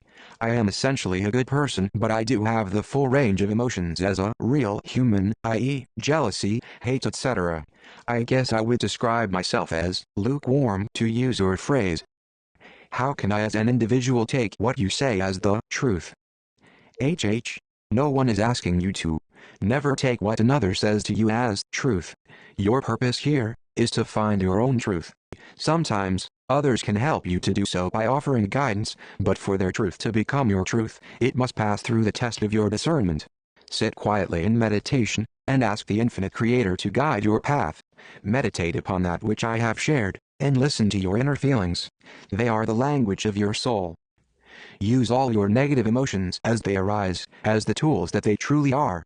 Train yourself to notice when negativity arises in you. When you catch yourself projecting a negative thought, remember that all thought is creative, and ask yourself if that is really what you want to create. It takes a while to become proficient, but do not give up. Just keep noticing your negative thought patterns as they arise, and in so doing, simply choose again, and select a response that is more positive. It is called working on yourself, and is the main reason you have chosen to be here right now. To work upon yourself. I wish you well in your transformation process. ATS. I also read through the above link from one calling themselves The Insider, although her posts were less sophisticated than yours. Was he your predecessor? One of your ilk charged with this disclosure? HH. A good question. I have just read through that material. It was very interesting. No, not a predecessor of mine, and not a disclosure I was previously aware of, which had it come from my family, would be highly strange. Though, I note that he himself stated that he is from a minority, and certain clues within his writing gives me a very good idea which one. I would say his material is around 60% accurate. The feelings I get from reading him are not that he intentionally included inaccurate information, but that he was just not in possession of the bigger picture. Were he to be from the minority group I believe him to be from, that would make perfect sense. ATS. So when the harvest comes, my time here is over and this conscious shell I live in is no more. What then? What happens to me? What happens to my friends and loved ones? Are we, and by we, I mean the vast majority of us who possess this planet, this dimension, this density, by and large going to be ignorant of the events you foretell? HH. This is a good question. I like questions that come from the heart. It depends upon the circumstances surrounds your final moments of this particular lifetime. For example, let us say that the physical aspect of you is to do the thing called die during the coming earth changes. You will immediately return to that wondrous realm in which we reside in between incarnations, that which we call time-space or antimatter. This is the place that humans refer to as heaven. There you shall meet with all those you love who have also died during this life experience, and enjoy a wonderful and emotional reunion. You will meet up with your soul group, and your spiritual teachers. We all store a portion of our soul energy on the other side when we come here. Depending upon the difficulty level of the life experience we've chosen, we take more or less of our energy with us. For an average lifetime, We typically bring between 60–80% of our soul energy into incarnation with us. Therefore, even if ones you loved who are already back in the world of spirit have incarnated again on another adventure, there will still be a part of their energy there to meet with you and welcome you home. You will then evaluate your life experience with your teachers and learn the lessons of your successes and your mistakes. You will then spend time in learning and resting before beginning to plan your next incarnation. For those who do not physically die before the great harvest arrives, there will be a moment of zero-point time where you will enjoy an ecstatic merging with the infinite creator, giving you a wonderful reminder and reassurance of who and what you really are, before the veil of forgetfulness once again descends upon you, and you will be transported to the place that awaits you, depending upon whether you join us in fourth density negative unlikely, graduate to fourth density positive possible, or go to another similar third density planet for the lukewarms to continue in your learning for however many cycles it takes you to graduate to fourth density positive. Those in this category will not remember anything at the time of your transition. It will be just like nothing has changed, except you will retain the memory of your 0-point experience to encourage you. You will not remember the recent experiences of the harvest in this life here. It just be as though you all had some mystical experience and life will continue as normal for you. ATS, I find you difficult to believe and yet you respond and inform in a very sophisticated manner. It is quite intriguing. HH, that is good. I do not want for you to blindly believe me. Too many on this planet spend their entire lifetime doing and thinking things because others say that they are true. What I want is that my words become a catalyst for you. That is what we came here to do. If my words cause you, even if for just a short time, to stop for a moment, and evaluate that which you think you already know about the nature of life, and take for granted as being true, because everyone else believes it, then my time will have been well spent. My desire is that you become an authentic human being, thinking, and feeling, and deciding for yourself what feels like truth for you. I wish you well in your endeavors. ATS, you can't provide one shred of proof that this isn't a hoax, even though it would be incredibly easy to do so, were you who you claim you were. HH, won't. Not can't. Big difference. This is not intended to be an object lesson prophesy fulfillment. If you think I thought that I would be blindly believed, or even wanted for that to happen, you are very much mistaken. I would be disappointed if that were to be the case, for you will have learned nothing from my time here. Not you personally, I mean you as in people in general. My task here, as has been my task incarnating here for thousands of years, is to provide a catalyst. To make you think. Again, not you personally, I mean in general. If I were to give you the proof that you are looking for, if I were to predict things and tomorrow they all happen before your very eyes, people would likely take everything I've said here as gospel. That would be disastrous were that to occur, because you will have learned nothing for yourselves. It's not about me. I'm just a messenger. It's all about you again, generally speaking, and what you do in relation to the catalyst. Question what you think you know about reality. Seek the infinite creator within you, and ask for its guidance. Ask, and you will receive. Search, and you will find. Knock, and the door will be opened for you. ATS, I am a 32nd degree Mason, although if you were really a royal bloodline person you would know that it means nothing. HH, if you have genuinely attained the level of Sublime Prince of the Royal Secret through the Scottish Rite, or that of the Order of the Knights Templar through the York Rite, and have not been taught of the truths of creation, then I would be very interested indeed to know which area lodge you attend, as I would very much like to speak with your current worshipful master. Naturally I completely understand and respect if you do not wish to make such personal details known publicly though. Of course, what you said in another post about there only being 3 degrees is true, for those attending the Blue or Craft Lodges, though as you stated that you are 32nd degree, I'm presuming you are either Scottish Rite, or the York Rite equivalent. I hope to be able to be present personally in the event that you are ever invited to progress beyond the 33rd degree. I would like to be the one tasked with introducing you to Lucifer. I expect you will likely come back and say how there's no further progression beyond 33rd. Well, if you're lucky, there will be a nice surprise in store for you, somewhere down the line. I sincerely hope that make it that far. ATS, that you're repeating debunked conspiracy theory shows you're just here to hoax. HH, that word debunked always brings me a hearty laugh. Some people seem to think that throwing the word debunked around means that it really has been. The vast majority of debunking has more holes in it than the conspiracy theories it's meant to be silencing. Just enough of a shell to help those who really don't want the truth to be true to carry on believing that it's not, so they can replace their heads back into the sand for a while longer. Anyway, I must press on with questions from those with open minds. I leave you with my regards. Keep up your good work. ATS. Over the course of my life I have occasionally resorted to prayer, some formal and some not, with truly astounding and nearly instant physical results. I've taken these results to heart as personal evidence that some higher force or forces can respond in a meaningful manner to at least me and perhaps to anyone. Still, I don't rule out the possibility of coincidence. From your vantage point, would you please be gracious enough to shed light on this phenomena? HH. There is no such thing as coincidence. Nothing happens by chance.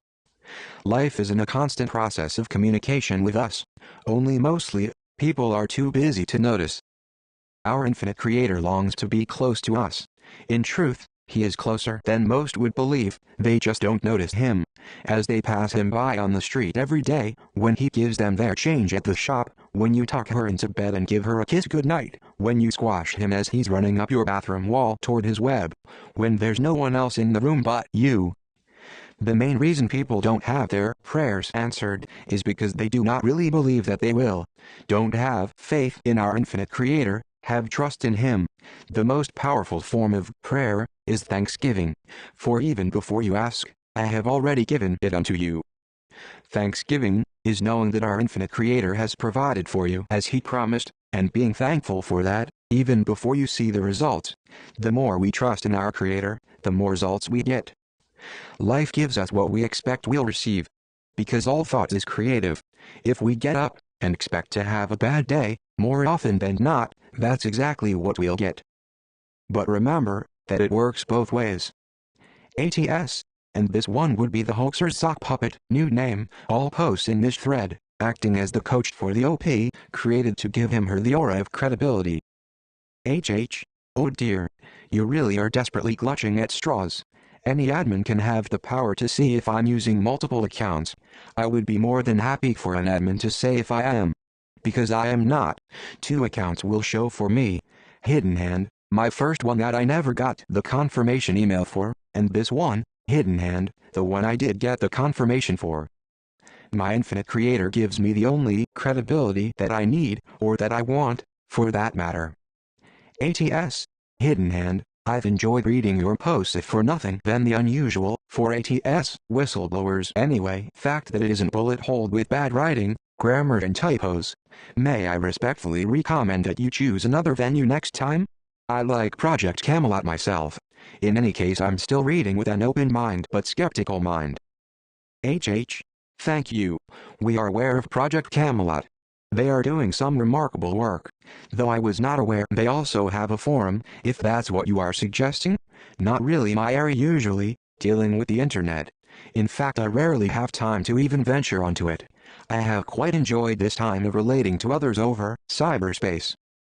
Well, if you're game for an assignment, or maybe someone else if you haven't the time, I would be happy for someone to collate this topic, minus the interruptions, so that the message appears with just the actual flow of questions and answers, and post it there in one piece, if you so desire.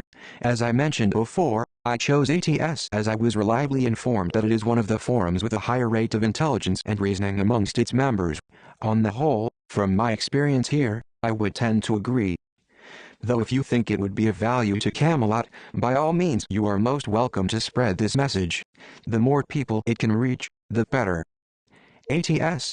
I have very few dreams nowadays, but I had one last night, and it urged me to pose a question to you. I find it amazing that out of all the topics the universe has to offer, it offers me this. HH. Nothing by chance, sir, nothing by chance. Dreams are a key method our souls use to speak with us. The conscious mind is too busy and distracted most of the time to hear what spirit has to say, so it tends to use the subconscious instead. ATS. Hidden Hand. I have, for my whole life, searched near and far for answers to questions.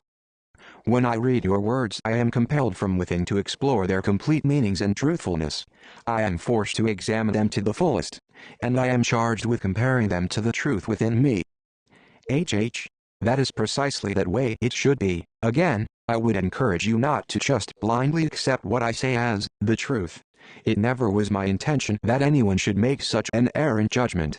That is not to say that my words are not true, but that one must weigh them up, meditate upon them, and decide for yourself in the light of your intuition and inner feelings whether or not these words feel true for you. ATS. Hidden Hand. My question I pose to you, with the greatest respect and humility, who will you stand before when we are all called home? We shall stand as all shall, before our one infinite Creator. We already know that which awaits us, in our coming forth density negative polarity world. We shall have to experience the negativity of our own creation, and know what it feels like. We shall have to work off the karmic effect of our actions. But at the same time, knowing that this is a beautiful and intricate game that we are all co-creating here together, we also know that we shall be rewarded with a hearty, thank you and, job well done, for the sacrifice we have made in bringing this negative polarity into your game for you, that you may use it wisely, to see that which you are not. Thank you for your questions. We wish you all the very best, and ask our infinite Creator to bless your path. ATS. As you will be leaving us this Friday, I would be interested in finding verification for other possible sources of information for this knowledge. You have mentioned the R.A. Schnellings, but I also see similarities in 3 other sources which have been discussed in this and other forums on the internet. I would appreciate your evaluation of the information coming from these sources in the light of your messages. They are ACIM, A Course in Miracles, allegedly channeled by the Christos, the Edgar Case material in which the R.A. entity may have played a part, and the Terra Papers. Can those of us seeking to continue our understanding of these matters find anything of use from these sources? ACIM has some core truths within it, mainly along the lines of the law of radiation and attraction, but it is also littered with inaccuracies. I am not aware of the Terra Papers. Edgar Case's work is significant. There are many distortions within it, but for ones who are of a discerning mind, there is much strong meat to be ingested from its reading. Keep an open mind, but weigh it all up, as you should any philosophy that you allow to enter into the sacred space of your mind and take the truths that resonate with you. ATS. Also, you mentioned 2 prior contacts, 1999 and 2003. Can you shed some more light and specifics on those sources, as I assume they are not to be considered privileged to those who ask? Unfortunately, that is beyond my remit. The 2003 material was removed by the admins of the site it was shared at, as they felt it was causing too much controversy, and the 1999 material was not released for the same reasons as that which I am sharing here. There was much truth within it, but our goals have changed in many ways since that time, and it would be misleading for me to point you in its direction now. In fact, I have been specifically instructed by my own upline not to do so. I am sorry. ATS. Thank you for your assistance. Namaste. You are welcome. That is a wonderful word to have ended your communication with. If one would genuinely live by its essence, to recognize and honor the divine spark within each of us, we would be in for a massively positive harvest. Namaste to you too.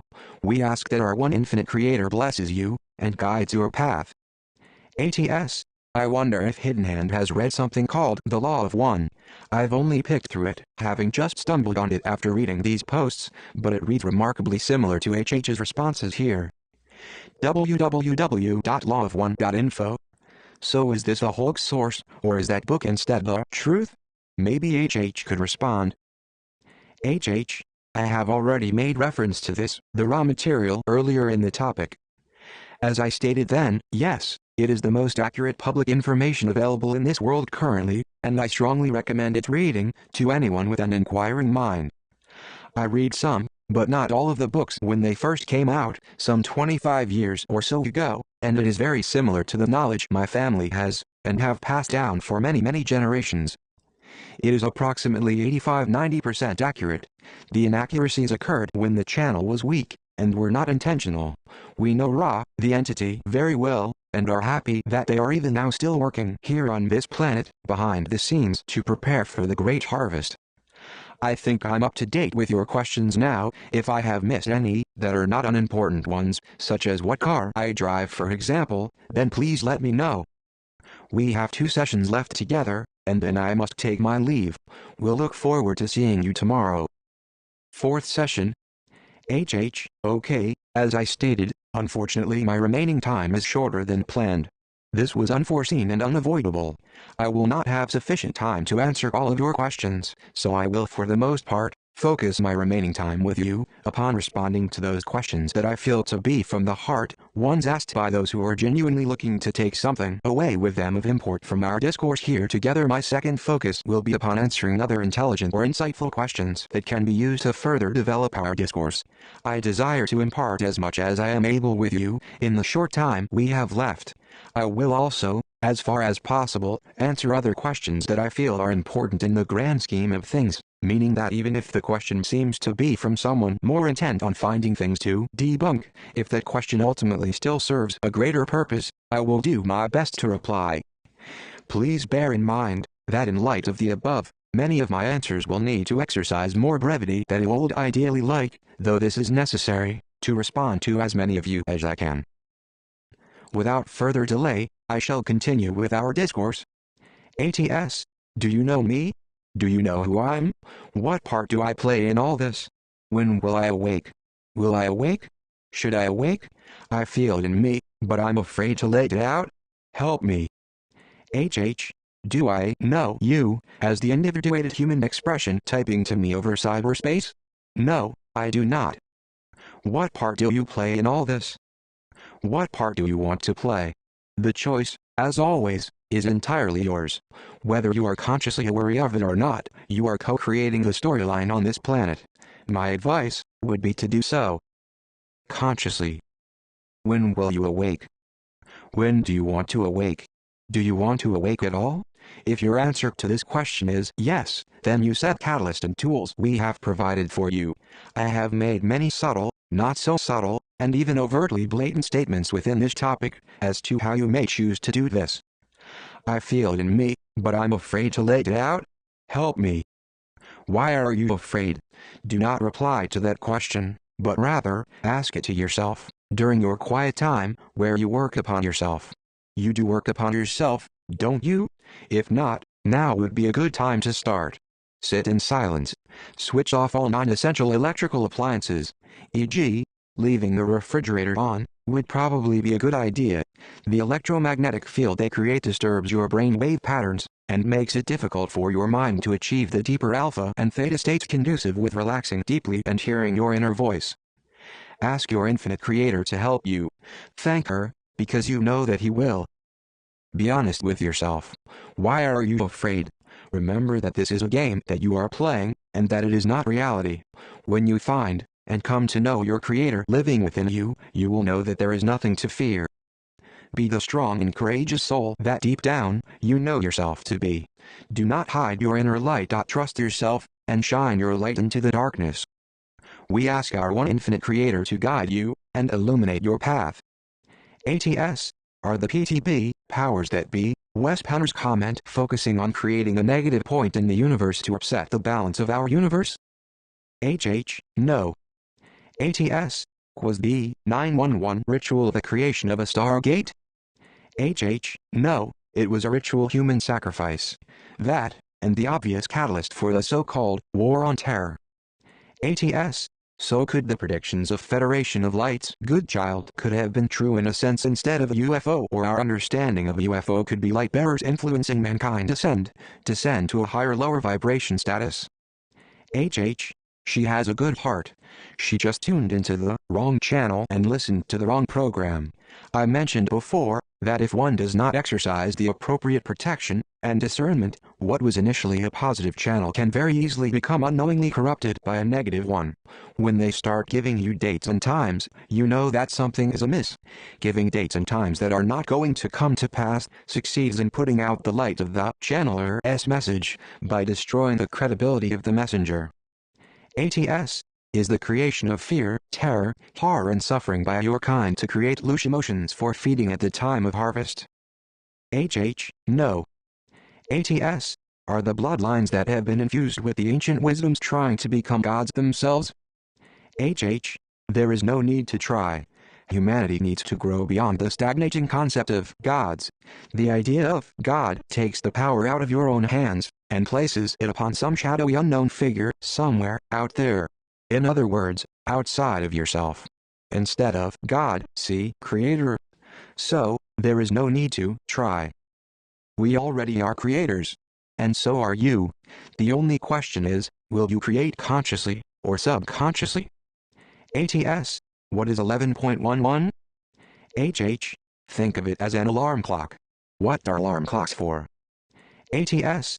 Please explain how newborn babies are infused with spirits after birth. HH. They are not. A soul enters into its physical container usually long before the birthing process, sometimes later, but still before the actual birth. ATS. Does a website like this serve the purpose of negative generating? HH. That depends upon how you use it. It has the potential to be either negative or positive.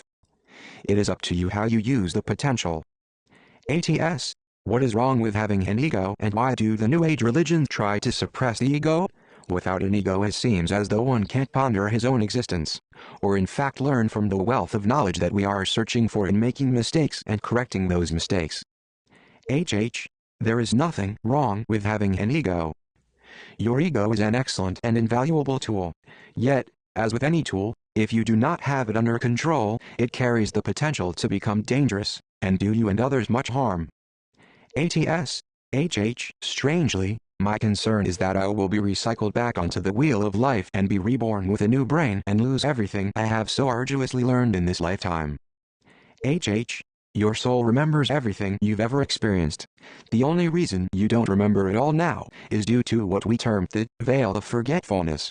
If you came into each new incarnation with access to your soul memory, there's no point in your coming into space-time. It would be like playing a computer game with all the cheats.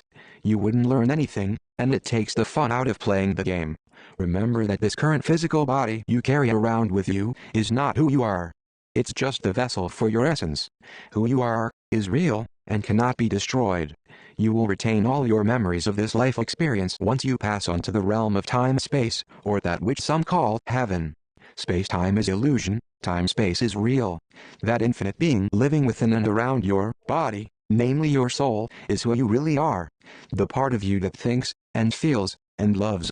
It will always be a part of you. ATS. My dream is to be a master such as yourself. HH. I am not a master. I am a growing and evolving soul, just as you are. We're just at different stages of our development. You will get to where you desire to be. It takes time and patience. Be sure to make time to enjoy the journey.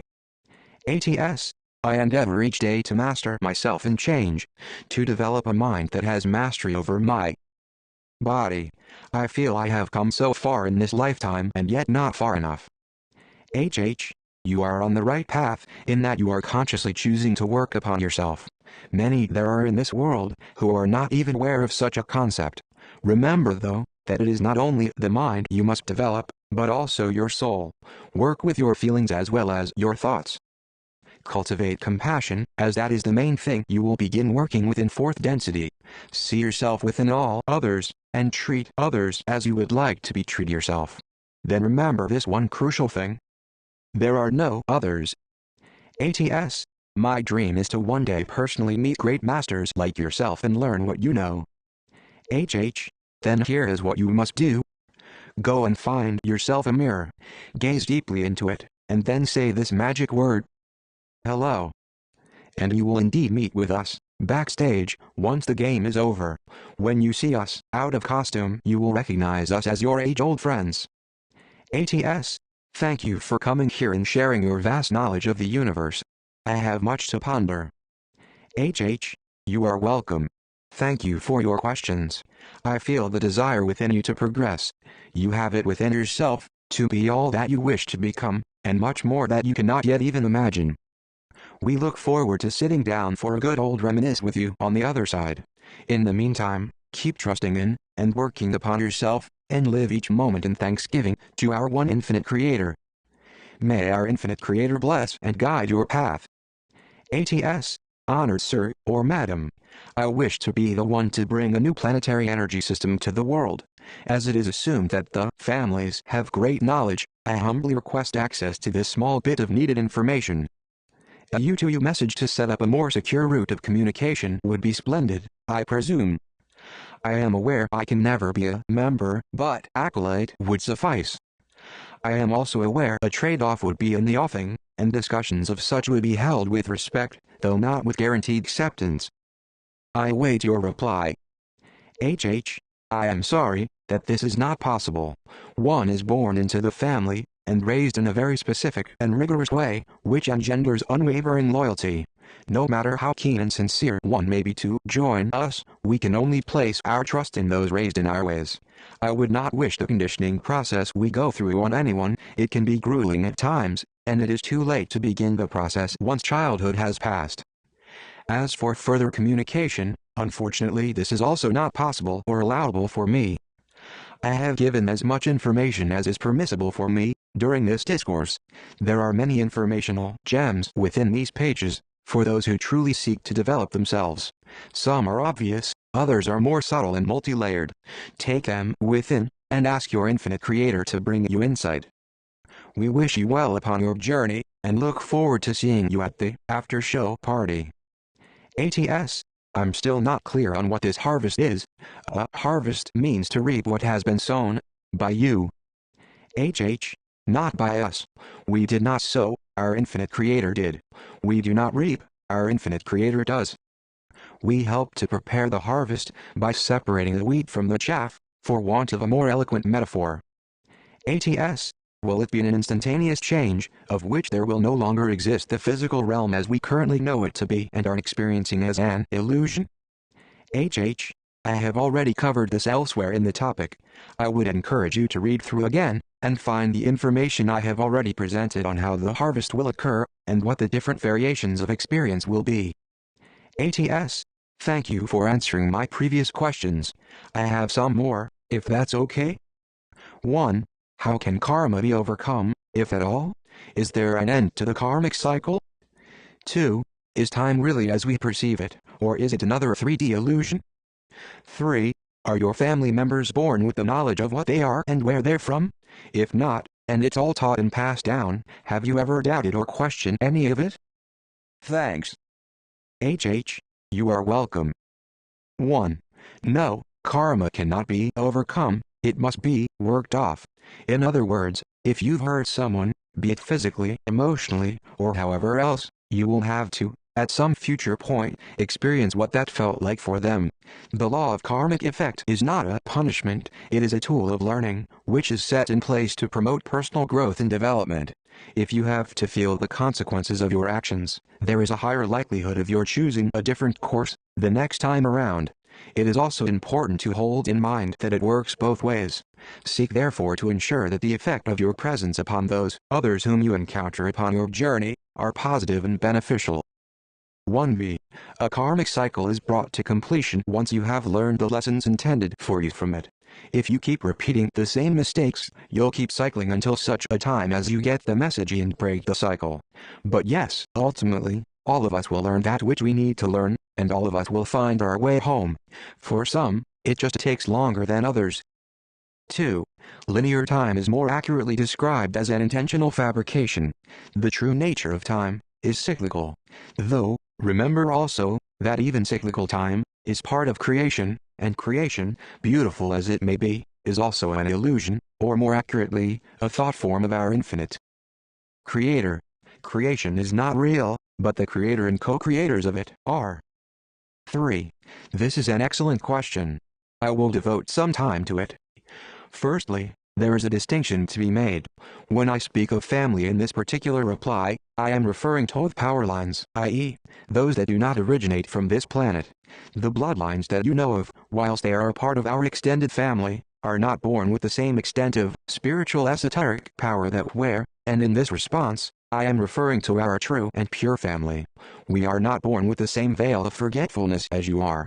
The veil is still in place, but would be most accurately described as being somewhat thinner. We see the invisible connections of life which are hidden from you, because we retain access to more than just the third density perspective. not dissimilar to the manner in which some people can see what you call auras. This is because you are working your way up, whereas we have chosen to step down, in order to help you. We could not do this as successfully if we had to forget all that we have learned. In other words, to you, everything appears as being separate. We see that this is not the case. We do not have direct soul memory, as in the manner that you remember what you did yesterday, but we may access any portion of our soul memory we so chose when we focus upon it, often in a meditative state. Personally, my experiences are different again, in other ways, due to my specialty in the spiritual disciplines. But I will go into that in more detail later, in response to another question. Yes, information is indeed passed down, though unlike for yourselves, any one of us may, with some effort, check the validity of that information from our personal and group soul memory. Basically, where you see yourselves as separate human beings, we see and know that we are one. ATS. Then I am glad I picked up on that particular point. I found it to be a real ray of light, though I'm unsure what to do with it. This information feels as though it should comfort me, and yet it's difficult to feel comfortable knowing that evil, in part, makes us who we are. But thank you nonetheless. Evil is not who you are. It is part of the complex series of illusions that you use in third density to show you who you are not. The further up through the densities you work, the less polarity plays an important part in the game. The sixth density, the density of unity, is the last level that polarity is a factor, but even then, it factors in a very different way. Instead of balancing positive, negative, you will be balancing love, light, compassion, wisdom. ATS, true, and I'm glad you pointed that out to me. I think what I really meant when I said you are alleviated is that your very essence is not evil or corrupt. And this alleviates you from my perspective because I forged an idea of the ruling elite as being comprised of terminally corrupted souls. No soul is terminally corrupted. Every soul is a beautiful individuated portion of our one infinite creator. Souls play characters in the game of incarnation. Souls can play some really mean and nasty characters, but underneath the disguise, they will always be beautiful. Remember this, every time one of these beautiful souls mistreats you as a part of their storyline. They're just playing their part, like any good actor does whilst on stage. Be thankful to them for their sacrifice, and learn the lessons they are bringing to you. ATS. You say we all mingle between incarnations, but I suspect the nature of our perception and interaction in that realm is not comparable to our earthly methods of interaction, and therefore, as a united entity, there will be no independent laughter. I have a few, what I feel are probably final, questions for you. Not so. Think in terms of individuated souls, who can see and understand that they are not separate, but interconnected. It is an illusion that space is empty. You will still interact as an individual, yet at the same time, you will see how we are all one. It is difficult to explain in a way that makes third density sense. We just do not have the words or concepts to describe it. We no longer need words where we are going. ATS. How do you know all this? And I really mean no. Clearly you have been taught in great depth about the nature of existence. But how do you know this firsthand? How is it more than faith for you? Have you been able to avoid forgetting upon reincarnation? I have made reference to this in my answer to the previous poster. ATS. You seem to be suggesting that your methods of physical enslavement are intended to force us into spiritual awakening. But if that is so, why are methods of spiritual suppression used against the general populace, chemicals, organized religion, sociological? I understand why you obstruct our material lives, but not why you obstruct our spiritual development. Think of it as a test. Have you ever noticed how just when you think you've found something that really feels like truth for you, something will come along to make you doubt it? To make you doubt the truth, and in so doing, to also doubt yourself in believing it? It happens all the time. In fact, almost every time you have some new revelation that gets you all excited. And it happens, quite by design. You cannot see this, however, as it's happening beyond third density comprehension, in a realm where everything can be seen as adjoining and relating to everything else. Synchronicity. All a magical part of our infinite creator's ingeniously creative mind, an excellent sense of humor and irony. Can you see how the test works? Just when you find something that you've weighed up and dissected with your discernment, and decided to integrate it into your concept of truth, along comes the challenge to your newfound beliefs, usually in the form of an event, or something that others may say to dissuade you.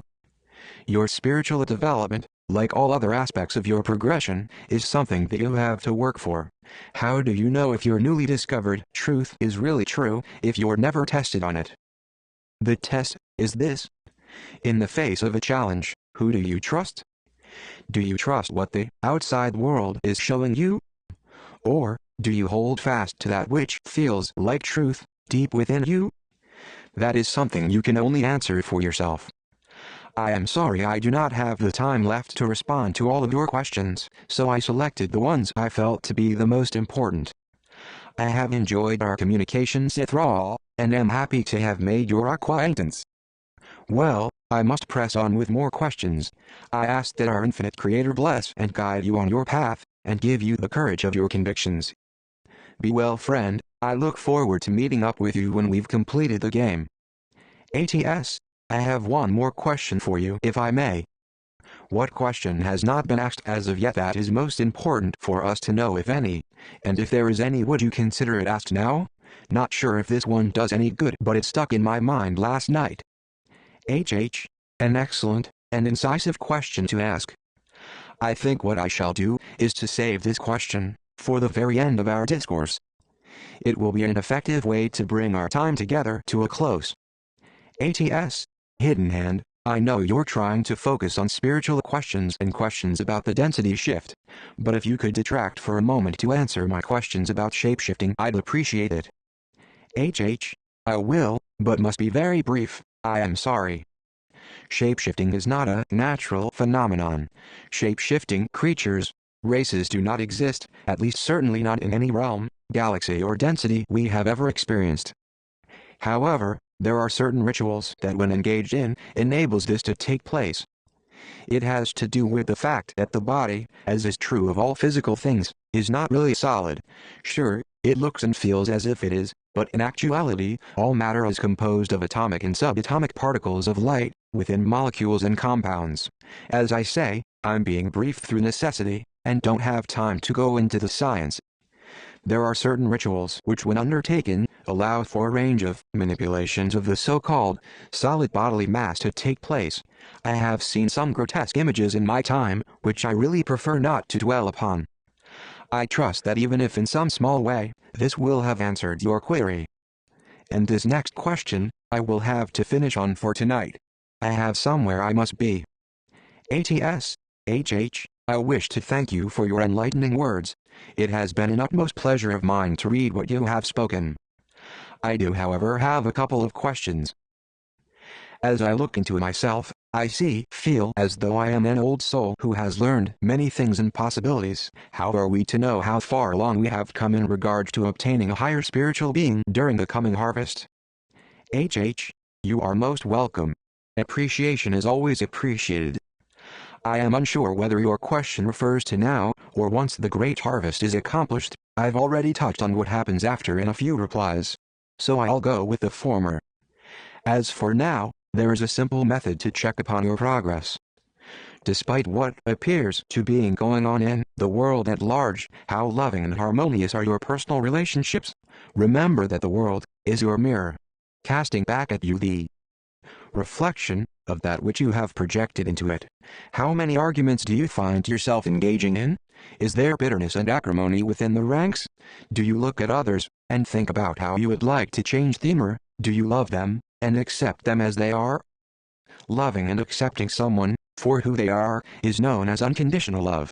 That is something you will spend much time working upon when graduating into 4th density positive. It's a good idea to get a head start.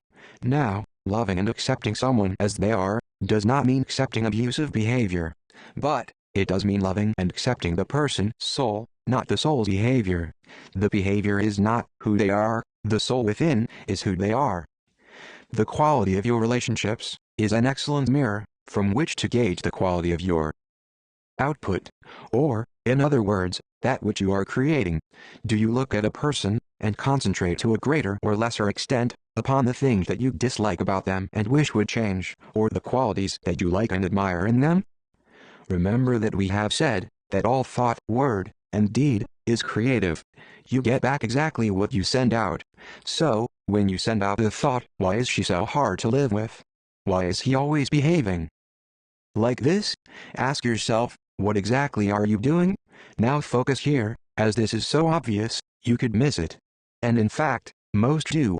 Take away the question from your sentence, and essentially, you are saying, she is so hard to live with. He is always behaving like this. Do you see what you are doing? Remember, all thought is creative. You have just created the very behavior in that person that you wish to change. Simply because you do not understand the law of radiation and attraction. Now, try an experiment. Take someone in your life that you love, but sometimes have trouble getting along with. Think about the thoughts you have projected about that person. The negative thoughts. Ask yourself, does the behavior that you do not like in that person in any way correspond to the thoughts you have been having about them? If you're honest with yourself, it's a strong bet that it does. Sure, they must have behaved that way in the first place to make you notice that you didn't like it, but we all have off days sometimes. The more you focus on that behavior, the more you are going to see of it. It's just life, doing what it does, and conforming to your expectations about the way it will be for you. Now, having recognized this, what will you do about it? Simply notice your negative thoughts as they arise. Literally, catch yourself as you are having them. And then, simply change your perspective. Focus instead about the things you like about this person.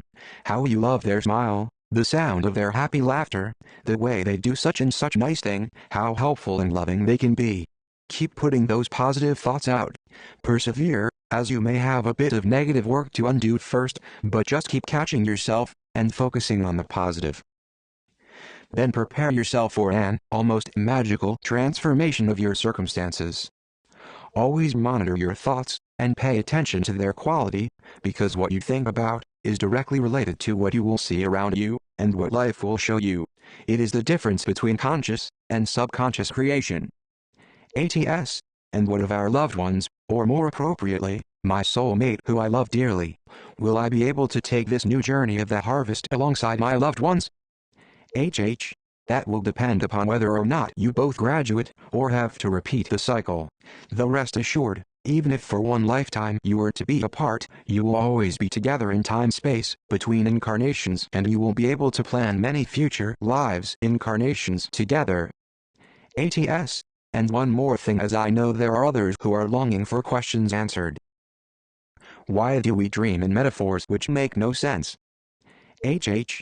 I do not have time left tonight to respond sufficiently, but the short version is that the universal mind speaks in archetypal imagery, in a similar way that the writing in some of our Oriental languages uses a system whereby a collection of words or meanings are contained within what is essentially a symbol, so the universal mind uses archetypes to communicate in dreamtime. Just like understanding any new dialect, you just need to learn the language. ATS. Thank you so very much, HH. I strongly wish I may meet you someday and have a good talk. HH. You are very welcome, and it will happen as you wish. Not now, in this lifetime, but soon, when we have finished playing this game together. No rush though, friend, we got all the time-space in the world. All the time-space in creation, actually. I must go now for tonight. I shall do my best to reply to as many of you as I possibly can do tomorrow, before I must take my leave. Good night to you all. I ask that our infinite Creator bless and watch over you. 5th session. HH. This will be our last session together. I will do my very best to pack in as much as we can. I am sorry for those who must have missed my earlier post from yesterday, which clearly stated that I already have more questions than I have time to answer, and that you have spent the time in writing our new ones. My time is so limited, I am unable to respond to you. I have a long journey I must make shortly, and cannot be late for it. ATS. I have always been very confused and not clear on the subject of God, having been tossed around from religion to religion from my parents. It is hard to discern which God to believe or have faith in. Should I keep on having faith in the fact that the world around me is God and that there is not one particular being that deserves this faith? HH. Religion is either actually created, or at very least, heavily influenced by us. There is no such thing as God. God is a human concept, which is a misunderstanding of the original concept of creator. This is further confused, as there are many macrocosmic level creators, or logos, as has been explained previously. God implies some separate entity which is outside of you, which you must supplicate to and worship. Our one infinite creator, and almost all of our logos and sub-logos, do not want your worship. They want you to understand creation, and your place within it, as a co-creator. Ultimately, there is a supreme being, in the form of the one infinite creator, but we are all a part of it, rather than its subjects. None of the names given for this supreme being by your religions are the true name, but they are indeed correct, in that there is one supreme being, namely the infinite creator. They just have different concepts about it, which spring from the texts their religion is based upon. Do not worship your infinite creator, but rather live in a state of thanksgiving and service to it, for bringing you into being, and for this amazing game it has created, in which we may forget who we really are, in order to remember, and know ourself one again, as the creator. ATS. So basically the form that we have is actually just a body with bones and skin and so on and so forth. What matters is our soul or being that is inside us that makes us question and deal with our surroundings and life. So when we die, the pain and suffering is just part of our human shell, and has nothing to do with our soul or being, which will carry on into the next life or density. Indeed, pain and suffering are just aspects of the game. They feel extremely real whilst we are playing the game, and indeed they have to, in order to make you believe that the game is real. No one really dies, but rather the matter of human form is shed, much like the chrysalis of a caterpillar when the butterfly emerges. Look upon physical incarnation as the chrysalis in which you may transform. ATS. I feel as though I am like Shelby, but have lost my way, or I am just so confused and not in tune with my inner self that I cannot figure out what is my purpose in this game. Is there anything you can shed upon this? Your purpose in the game is to work upon yourself, to grow, develop, and transform yourself into a more positive and loving being. You have certain goals that you plan to achieve before incarnating here, which is a main reason for the veil of forgetfulness being in place, because if you already knew what your goals were, the game would be too easy. Look at the things in your life that you most love to do. Ask yourself what makes you most happy. Experience these things as often as possible, as they will be related to some of the things you chose to put into your soul contract to do here. Also, look at the negative things that often seem to recur during your lifetime. It will be highly likely that these are also things that you chose to come here to work upon.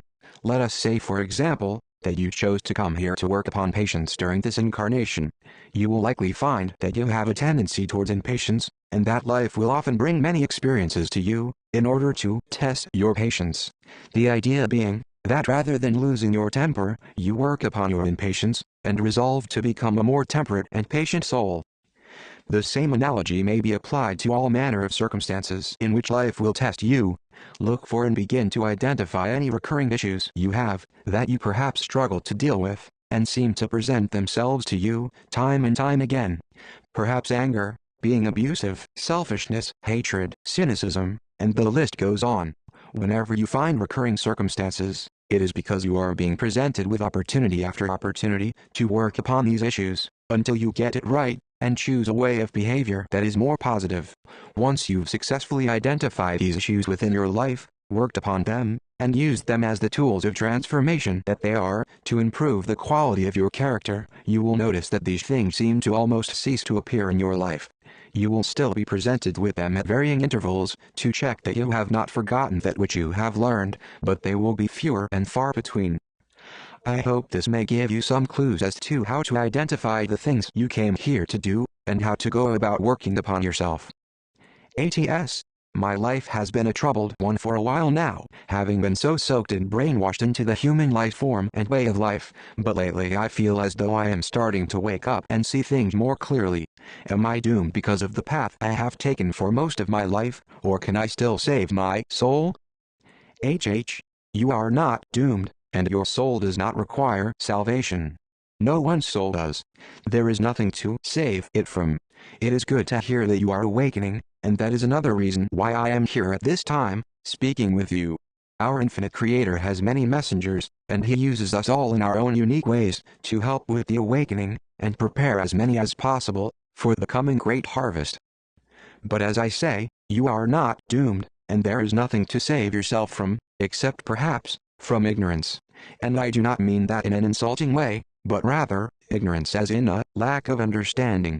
At the very worst, you will have to repeat as many third density cycles as is necessary in order for you to learn the things you need to learn in order to progress and graduate to fourth density positive. But one thing is for sure, you will get there in the end. All will find their way home to our infinite Creator. Rest also assured that you will not find yourself lost in your cycling. At the end of each physical incarnation, as I've previously stated, you return to time-space, or that which has been described as heaven, where you shall once again know yourself as you truly are, a unique and beautiful soul, and a part of our Creator. You only forget who you are during incarnation. The object of the game is to wake up within the dream, and in effect, become a lucid gamer, to remember who you really are during the game, and to then begin working upon the things you came here for.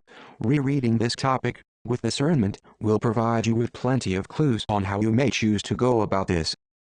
ATS, thank you for your time here with us, and I wish you the best. It has been a pleasure speaking with you and listening to your knowledge. HH, we wish the same for you, brother, and ask that our infinite Creator bless you and guide your path. See you when we get home. ATS, so, is the harvest an all or nothing event, or will it be a mixed harvest? A few moving to fourth density, a few moving towards fourth density in service to self, the great majority repeating third density?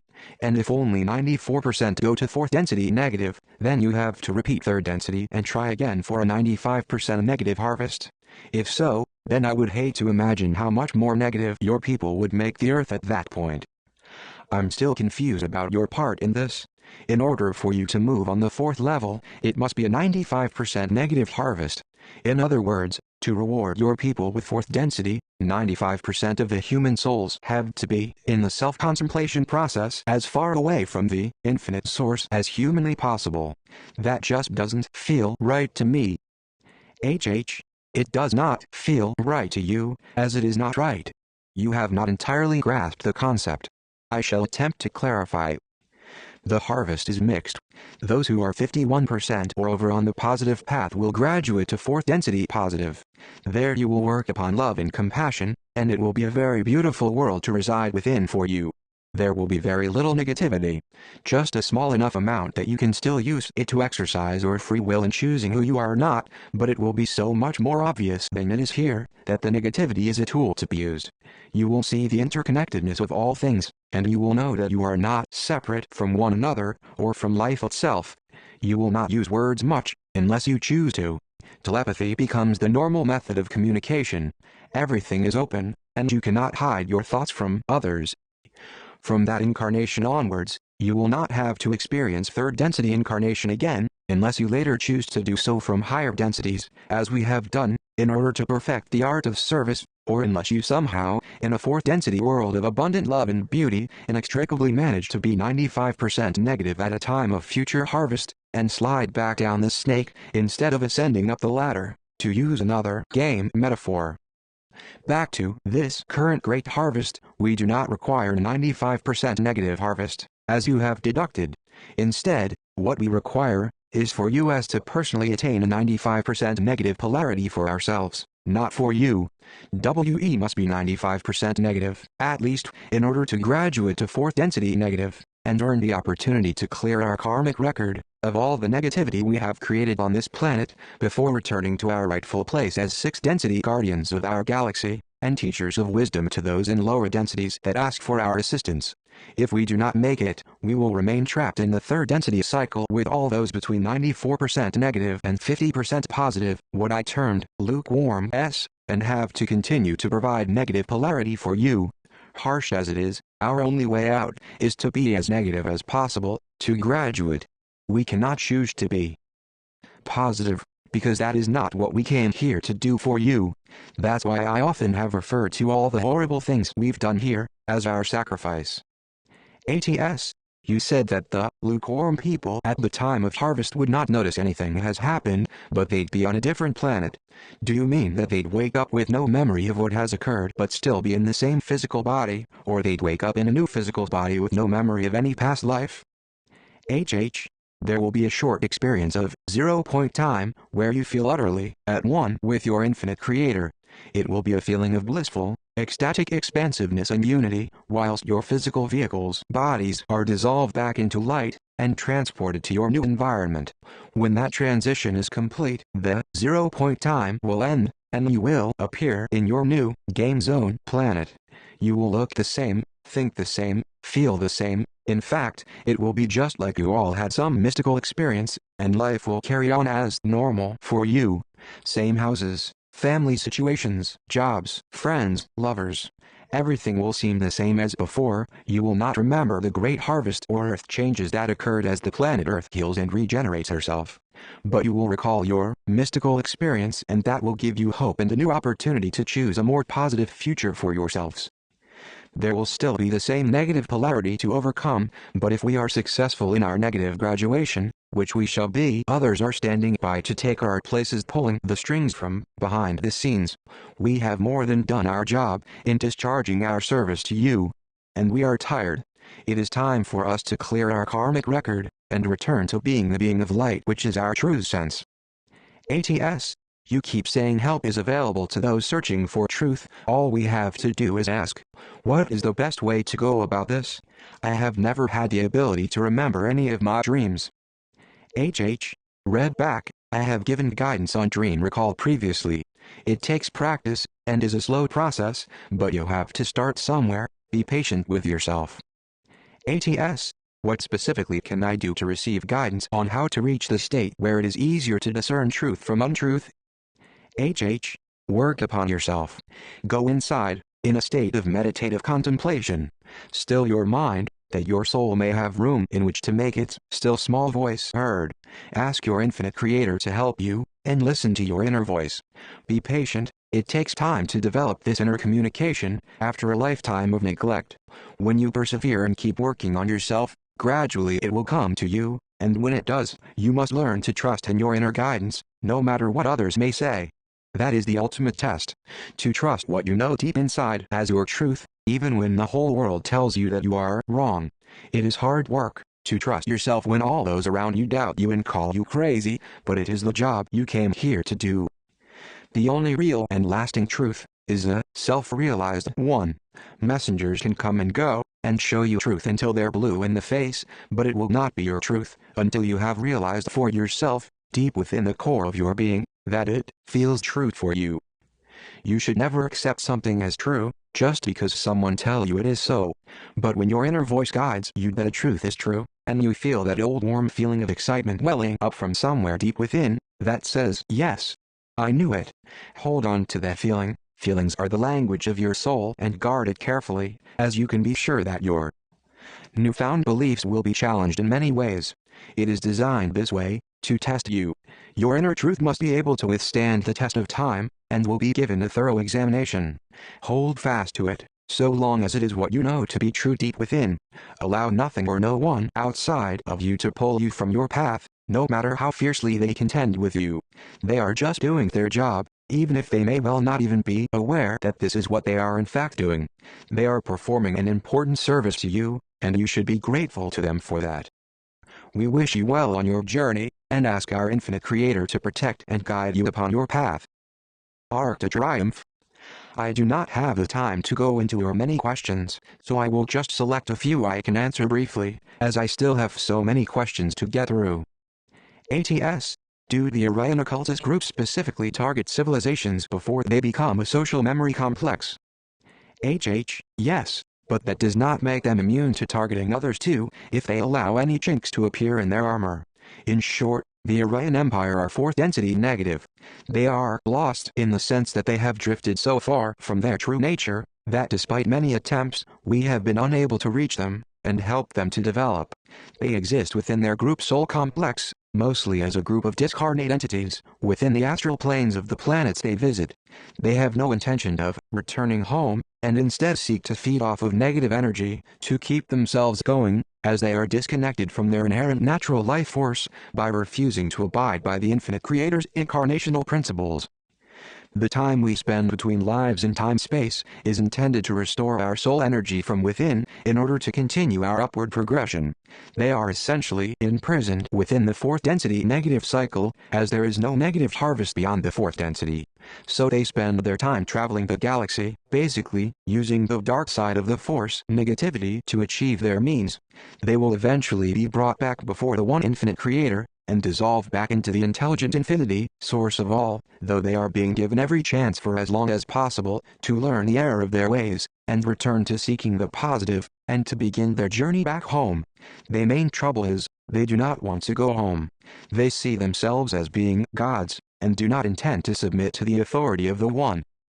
ATS. Why all the sudden ramping up of control mechanisms? HH.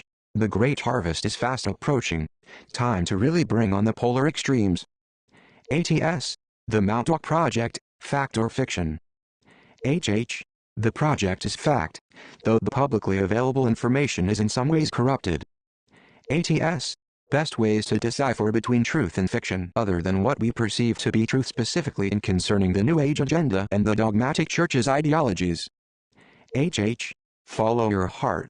Listen to, and trust, your inner voice. ATS. Please explain the wanderer's roles and what value it is to be wanderer if you have no recollection of one's past lives. Also, how does this play with the law of non-intervention, that's if they are here to help people? HH. The wanderers, or travelers as they are also known, are those from higher densities, who have chosen to incarnate here at this time, in order to perfect service to others. They still have to remember who they are, and part of the concern is that sometimes, even they do not manage to awaken in the game, such is the power of the illusion.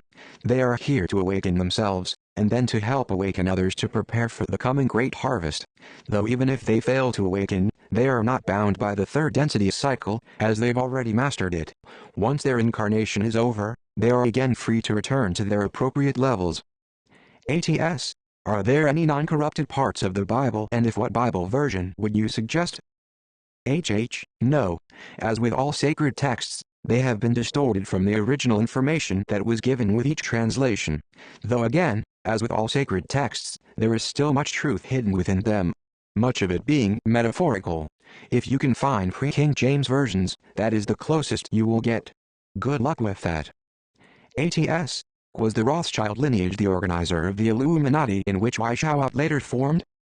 HH. No. YHVH was just a puppet on a string. The Rothschild lineage, not its original name, were the preeminent line, closing the net of control over humanity. But even they are a lesser line within the family. As I have said, the names you know do not have the real power. They are part of the family, but not an original part. ATS. My question is this: what can I do to attract more like-minded individuals to come together to uplift my people's turning to the path of ascension? I've decided that this is what I can do to express my personal active service to others. HH. And a very wise and compassionate decision it is. We are proud of you. The most important thing is not to force things, and not to be so impassioned in your delivery of your message that you put people off the content of the message itself. There is a balance that needs to be found between your urgency to awaken others and your compassion for the lack of understanding in their condition. Always adhere to the law of free will, and never force your message. In getting your message out there, whilst being informative, always do your best not to feed the fear and paranoia, as this will act contrary to your intentions of raising the vibration to positive. Deliver your message in a way that emphasizes the hope and the true beauty and reality of our inherent oneness with our infinite Creator. Be as a light, shining in the darkness. Do not burn others with your light, but rather, allow them to be drawn to your light, and be of service to those who come to you willingly. In other words, do not become evangelical with your message, but rather, be the enigmatic and loving, wise old sage, to whom others are drawn to because of the quality of his vibration, rather than the volume of his rhetoric. Most importantly, practice that which you preach. Others must be able to see the effect of our infinite Creator conducting his wonderful work through you. We wish you well in your task, and are hopeful of a positive harvest for you.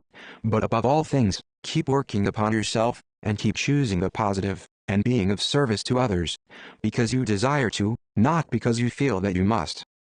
We ask our infinite Creator to bless you and guide your path. ATS. Earth changes. While I understand that death is not the end of my existence, I like my body and would not like to get caught out in any earth changes if I can possibly help it. 1. If your family permits, please could you reveal which places are more likely to be relatively safe during the next 3 to 4 years? Would the south of China, Canton, Hong Kong, or Patagonia be good bets? Any other places? I am not permitted to say much here, as there must be those who remain in their locations, to help others who are not aware of what is coming. Many of you, whether you are aware or not, have chosen this lifetime for that reason. But if you are insistent upon escape, choose the highest places you can find, particularly in the southern hemisphere if you are able. The Peruvian Andes is a good place to be. There is much spiritual power being exercised there, and the Guru elders are well aware of what is going down. ATS. 2. Are John Lear Jane Lamprecht correct in their assertion that the majority of planets of the solar system are inhabited? Most definitely. Not all on a third density level that you can see though. ATS. Is the Earth hollow? Hold on, let me just check. Yes, definitely. ATS. If so, how does one gain access? I am not permitted to say. ATS. Could you elaborate further on the mechanisms behind the fantastic positive results seen by people who embark on the service to others path? I invite you to really deeply explain the intricacies of the energy play at work. While you get out what you put in is true, I'd like to see the whole concept dissected and fully explored. If you reread some of my recent posts, I believe I have now done so. ATS. I recently experienced healing of a minor health problem by sending love to all the sick people in the world. How does this work? Not why, how? Because there is only one of you here. Understand that, at a deep core level of your being, and you will understand how it works. As you do unto others, so you do to yourself. ATS. You claim your family was put here to be the negative influence of the world. Is there a family that is asserting a positive influence on us as well? Is it up to us, humanity, to be that positive force? An interesting question. There is such a family, or group more accurately, but you cannot see them and neither are you aware of their existence. They help the planet from a secret inner location, by the quality of the energy work they engage in and project outward to you, from the source. Yes, it is up to you to be the changes you wish to see, in yourself, and in the world. ATS. Your goal is a negative harvest, yet you clearly are doubting the benefits of a positive life. This seems antithetical to your goal. That is not so much a question as an observation, but if you could elaborate on that, I would appreciate it. Another very perceptive question. Thank you. Our goal is a negative harvest for ourselves. Not for you. We provide the catalyst of negativity for you, and it is up to you what you do with it. The drastic extent of the negativity we create though, has more to do with us than it does with you. Some of my earlier replies should make clear why that is so. Also, in response to your observation regarding the antithetical nature of some of what I have shared here, there is a simple explanation. Let's put it this way, I have already been, shall we say, chastised for going well beyond my remit here. It was not intended that I be as open as I have been. In fact, if you follow the topic through again from the beginning, you may notice how my tone toward you collectively has softened somewhat during our discourse together. I have, as far as possible, adhered fully to the laws of free will and confusion, although there have been instances where I have said more than I should have. You yourselves will not suffer for this, however, when it comes to my next cycle in fourth density negative, and working off my karmic record, I will have to accept the consequences for my actions. But hey, I figure I've got a negative enough life to come as it is, so what's a little extra going to matter? I was reluctant to be the one tasked with this communication. I still very much have a weakness for compassion, but I obey and discharge the assignments given to me. It has been a very long time since I last spent any time in having direct dealings with your kind in general. I do not mean that in an offensive way, just that the vast majority of my time, I only ever see family during my daily and nightly tasks. I do not live what you would call a public life. I am sheltered and secluded. I did not anticipate how involved I would become in this process. To be honest, I really did not expect so many questions, and such a warm and open-minded reception from the majority. You could say that I have in some way grown somewhat attached to you. In effect, this window of opportunity has also become such for me too. What began as me just doing my duty, has become more a labor of love, and when this is all over by the end of this evening, I think I will actually kind of miss you all, and having this involvement with those of the outside world. I was chosen because it was desired that someone of my diplomacy skills would be best to deliver this message. Due to the very nature of the subject matter, there was much potential for discord. It was felt important that the message did not become lost in a self-righteous or defensive delivery system. So, you got me, and I'm actually glad now in retrospect that you did. I sit here and chuckle to myself, in light of the way some people here have spoken to me, how this discourse may have descended into something ugly, were certain others amongst my family who were also considered for this assignment to have actually been given the job. Now I know why I was chosen. As with all things, it was meant to be this way. I couldn't care less what others think of me, so long as I know I am serving my Creator as He desires, to the best of my ability. His is the only approval I require, or desire. I have nothing to defend, so I guess that's why I was perfect for this task. Anyway, enough with the sentiment, I have more questions to answer. ATS. A common saying among Christians is, Satan's greatest trick is convincing the world that he didn't exist. I think there are Christians that would look at what you've written and see it as an elaborate ruse to make the devil look good. Satan is a human invention. Simply the personification you have given to all the negativity that has existed on this beautiful planet. You didn't know who to blame, and as you could not find it within yourselves to take any of the responsibility, Satan was created to absolve yourselves. ATS. Many of my friends and family are Christians, and they would likely think the same. How would one even go about presenting this information to a person of that mindset? I am not here to spread your gospel, but I would definitely like so share this with a few of my friends. How can you present anything to ones who have no desire to have their belief system challenged? They will believe what they want to believe, and noting your I can say is likely to make any difference. It becomes ingrained at a subconscious level, and when a belief structure becomes that insidious, the only way it is likely to change is through a mystical experience or such a personal demonstration of another way in life lived of another, that one cannot fail but to notice that there is something different about them. How can you reach such as these? Only by example. ATS. That being said, is it okay if I condense your writings into one long post on my blog? I need to make sure that doesn't violate my user agreement here. I would also like to make sure that I won't get a visit from the man in black if I do so. That is amusing, thank you for the chuckle. Yes, you are most welcome to collate this discourse for presentation elsewhere. The only thing I ask is that anyone choosing to do so respects my wishes and copies only the message itself. In other words, do not include all the petty side discussion.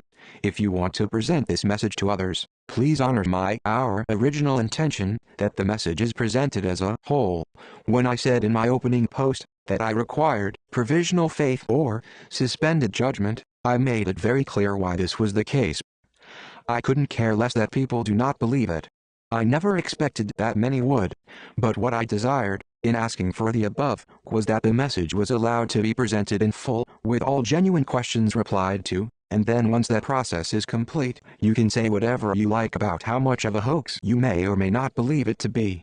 If I may be crass for a brief moment, I couldn't give a flying number how much vitriol and scorn is poured upon our message, or how many futile verbal attacks may be launched against its messenger. The message will reach all those it is meant to reach, and that is exactly the way it should be. It is what the Creator wants. Those with ears to hear, eyes to see, and a heart to understand, will hear the message, and the seeds planted will grow strong in such fertile soil as these. So please therefore, if you respect that which I have shared here, and the courteous manner in which I have shared it, if you want to copy it, copy only my posts. My posts all quote within them the questions I respond to, so there are no other posts required, if a genuine representation of the message is that which you desire to take away with you. ATS. Thank you for posting some of the most interesting information I have ever read. I am a bit of a crackpot and I scour the internet for conspiracies, alternative news, UFO videos and the like. I can't say I'm ready to completely buy what you're selling, but it has definitely resonated with me. You are welcome, and I in turn thank you. for reading it with an open mind. I would never ask or expect you to buy what I'm selling. If you notice, I have stated throughout our message that the very last thing I want is for it to be blindly believed or taken as gospel. As I've said, it is yet another in a long line of catalysts that your infinite Creator has provided you with down the course of history. A catalyst is not meant to be believed. It is meant to present you with a challenge to that which you think you know about reality, and that is all it is meant to do. As always, how you respond to the catalyst is entirely up to you, just the way it always should be. Thank you very much for your very incisive and perceptive questions.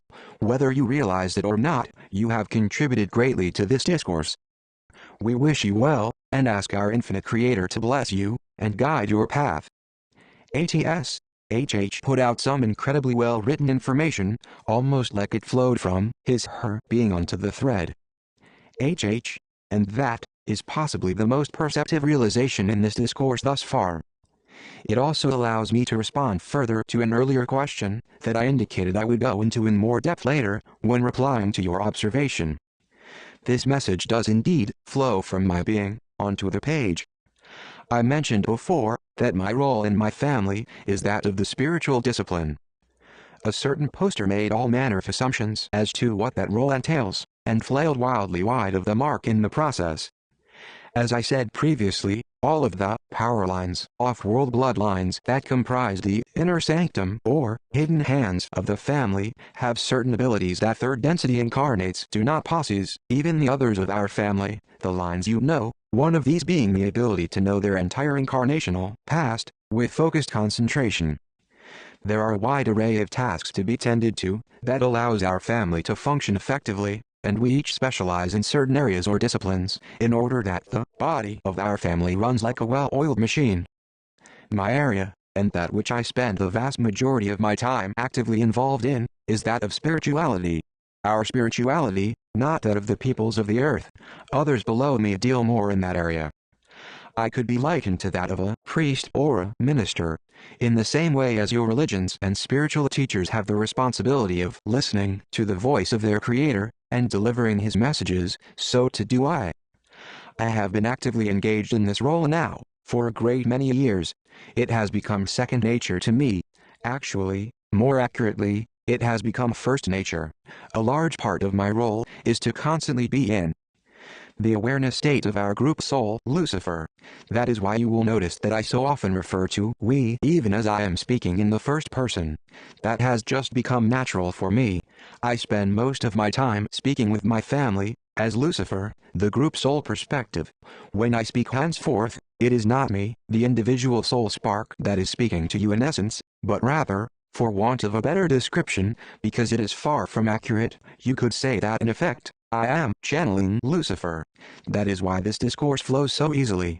As some have noted, the chances of me having spent however much vast quantities of time researching all this material to hoax with, and present it in the fluent method that I do, as in regular daily installments, whilst I guess could be remotely possible, is unlikely in the extreme. For those who are open enough to receive the above explanation, now you know why, and how it is done. I speak not for myself, but rather, for Him who sent me, my own Creator, Lucifer. I know and have experienced that which He knows and has experienced, because essentially, we are one and the same being. I have never been involved in any organized religions per se, but have always been spiritual. I do look at the many religious texts out there because I believe they all have parts to the story. One can find great knowledge from many different books or religious texts.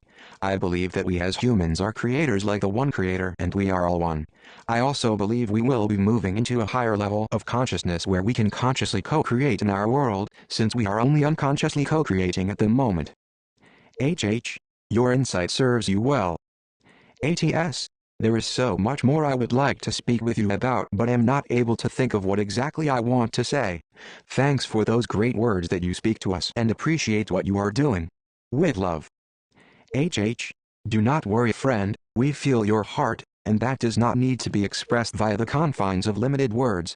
We can speak all you like, and will be happy to do so when the game is over. Also, do you know of Miriam Delicado? I just watched her interview on the Project Camelot site and it was very inspiring to me. So let me ask, are you one of the tall blondes that she speaks of? HH. She is a beautiful soul. I have not seen the interview of which you speak, but we know of her experiences. The tall blondes of which you speak are of Plejaran heritage. They are working with what is known as the Galactic Confederation of Planets. They serve the positive vibration. Plejarans are from the constellation you call the Pleiades. Its actual name is the Plejars, hence Plejarans. And no, we are Lucifer, and nothing directly to do with the Plejarans, though they are indeed good friends of ours. ATS. I have never seen a UFO or any of this spiritual stuff myself. I just know in my heart that it's there for me to find. What can I do if anything to get myself in the correct frequency to see these things and have these experiences? Any and all information you provide will be greatly appreciated. HH. Simply believe, and know in your heart of their existence. Think about it. In all of this vast creation, can you really believe that you are alone? I will pre-warn you though, so as to avoid disappointment, you will only receive communication from them if that is something you have already agreed together in your soul contract before coming here. Many here at this time, millions, have a part to play in the Great Awakening, and preparations for the Great Harvest. Many who do not believe now, will begin to open their minds, as the earth changes that are coming begin to take effect. People will be terrified, and have no idea what is going on, because the governments have concealed this information from you. These travelers, or what some have termed star seeds, are incarnated here to help on the ground level when this all begins to play out over the next few years. When the time is right, they will come forward. Most people are not ready to hear this information yet, but not so far off, they will be. Many of these star seeds have not awakened yet themselves. The Confederation stands by ready to help them to do so, if it is necessary. For ones such as these who have yet to awaken, they will have felt all their lives that they are somehow different, and they have a deep sense that somehow they do not belong here. Many of them will also have many dreams and even visions of their lives on their home planets. Many of these star seeds are in fact Plejaran. That is why the tall blondes keep showing up to help their family awaken to their assignments here. ATS. I am another of the many grateful forum members who appreciate the loving message given by Hidden Hand. I wish I had discovered this thread before today. It's given me much comfort. I was running out of strength but now feel as though I might just be able to manage now. My gratitude is eternal. From this little spark to that one. Thanks for the light, mate. HH. You are very welcome. We are glad to have been of service. You actually feel very familiar to me. If for reasons I am feeling this to be the case, consider this message to you our part in our soul agreement fulfilled. Take the guidance in this message into your meditations, and also seek information from your dream time. Test these words deeply, and take them into your heart, only if they feel right, and truthful to you. If they do, then act upon them, and allow nothing or no one to deter you. Arise and play the part that you volunteered to be here for right now. It is almost time. Prepare yourself, and be sure that you are ready. We leave you with our strongest encouragement, and the love and light of our one infinite Creator. ATS. He could be what he says he is, I think. But he could be a well-read but bored person wanting to see how far his hoax will spread on the internet. The thing I do find is that if he is the latter, it doesn't fit the profile. I mean, if you read up on the stuff he obviously is interested in, it is harder to wantingly hoax with it. It goes against the things he loves to read about, and I find it very hard to believe that he is researching this on the fly and putting all this work in something he will never get any more fame than this week of attention, no money or real-life recognition or whatever more. HH. I was not going to respond to any more messages other than those who genuinely want to hear what we have to say, due to my fast expiring time here, though your point was poignant enough to briefly address, even if only that the accuracy of your statement deserves to have a place in the final collated version of this message. A lot of work and pointless time wasted, were it not for the fact that this labor of love is all done for the glory of our Creator. The lies and rumors about us being an evil and satanic being have gone unanswered for far too long. It was time to set the record straight. Lucifer has sacrificed so much, because we love you. ATS. As spirituality is your focus, could you comment on the role of the Catholic Church in terms of your role and how the Church fits in either the positive, negative, or miscellaneous paths? HH. The lower parts of our family, the names you know, use the Vatican for many rituals and sacrifices. That should tell you all you need to know. ATS. Any specific holy books, or perhaps Bible authors you'd list as coming very close to the truth? HH. The closet biblical authors are those who have been left out of the publicized editions. The closest spiritual writings, other than the raw material to containing truth about the nature of the One, are the Taoist writings, that of the Tao Te Ching, and the Book of Jiangsu. ATS. Greetings, Hidden Hand. I consider this a unique opportunity. I have not read this full thread, but I have some detailed questions, so I apologize if something has already been answered. I want to make sure I get my questions out before your time expires. HH. Almost all of your questions have been addressed, and those few which have not, I am sorry that I either am not permitted to speak on, or that due to the tiny amount of time I have left now, I cannot address. My apologies. ATS. HH. I hope you will answer my following questions. You may be aware of me, as I also cannot reveal all that I know. My question is of a different nature, which I cannot get answers to. My bloodline is of the elite, as to say, Austrian Count, English Earl, Scottish Baron. It seems at some point in the last 100 years, one part of the family lost everything, taken from the government. There is a lot I wish to say, but do not wish to tell for all to see. Are you aware of this happening? What really happened? The English side will not say. Generations of family lived there, then taken by the government. Something happened. All in my family including myself have extensive abilities, myself seeming to have the most. I am also aware of all you have spoke of on here. I would, if you have permission to do so, and I know this would be allowed due to this lineage, like to talk to you on a personal level. Ask who you have to ask, you will see I am truthful and genuine. Please do not see me as arrogant, but that is the only question I do not know. HH. Obviously you understand that these lines you speak of are only the earthly lines, and we, off-world power lines, do not often intervene in such inter-family circumstances. All I am permitted to say is that there was a dispute between the Habsburg and Franco-Prussian lines. Things were said and done that should not have been. Consequences arose, and action was taken. As for communication on a person level, I am sorry this is not possible. I hope that within the limits of that which I can say, you have the insight to connect the dots. We wish you well in your tasks here, and will likely see you in the near future if you are going to Malta in winter time. No need to reply, as I will have taken my leave by then. We shall deal with these next two posts together. ATS-1. He is reptilian. That's the race of the bloodlines. They control just about everything behind the scenes. And remember, there's no such thing as a bad race, just select individuals or groups who stand out more than others. ATS-2. Okay, so I have another question for Hidden Hand.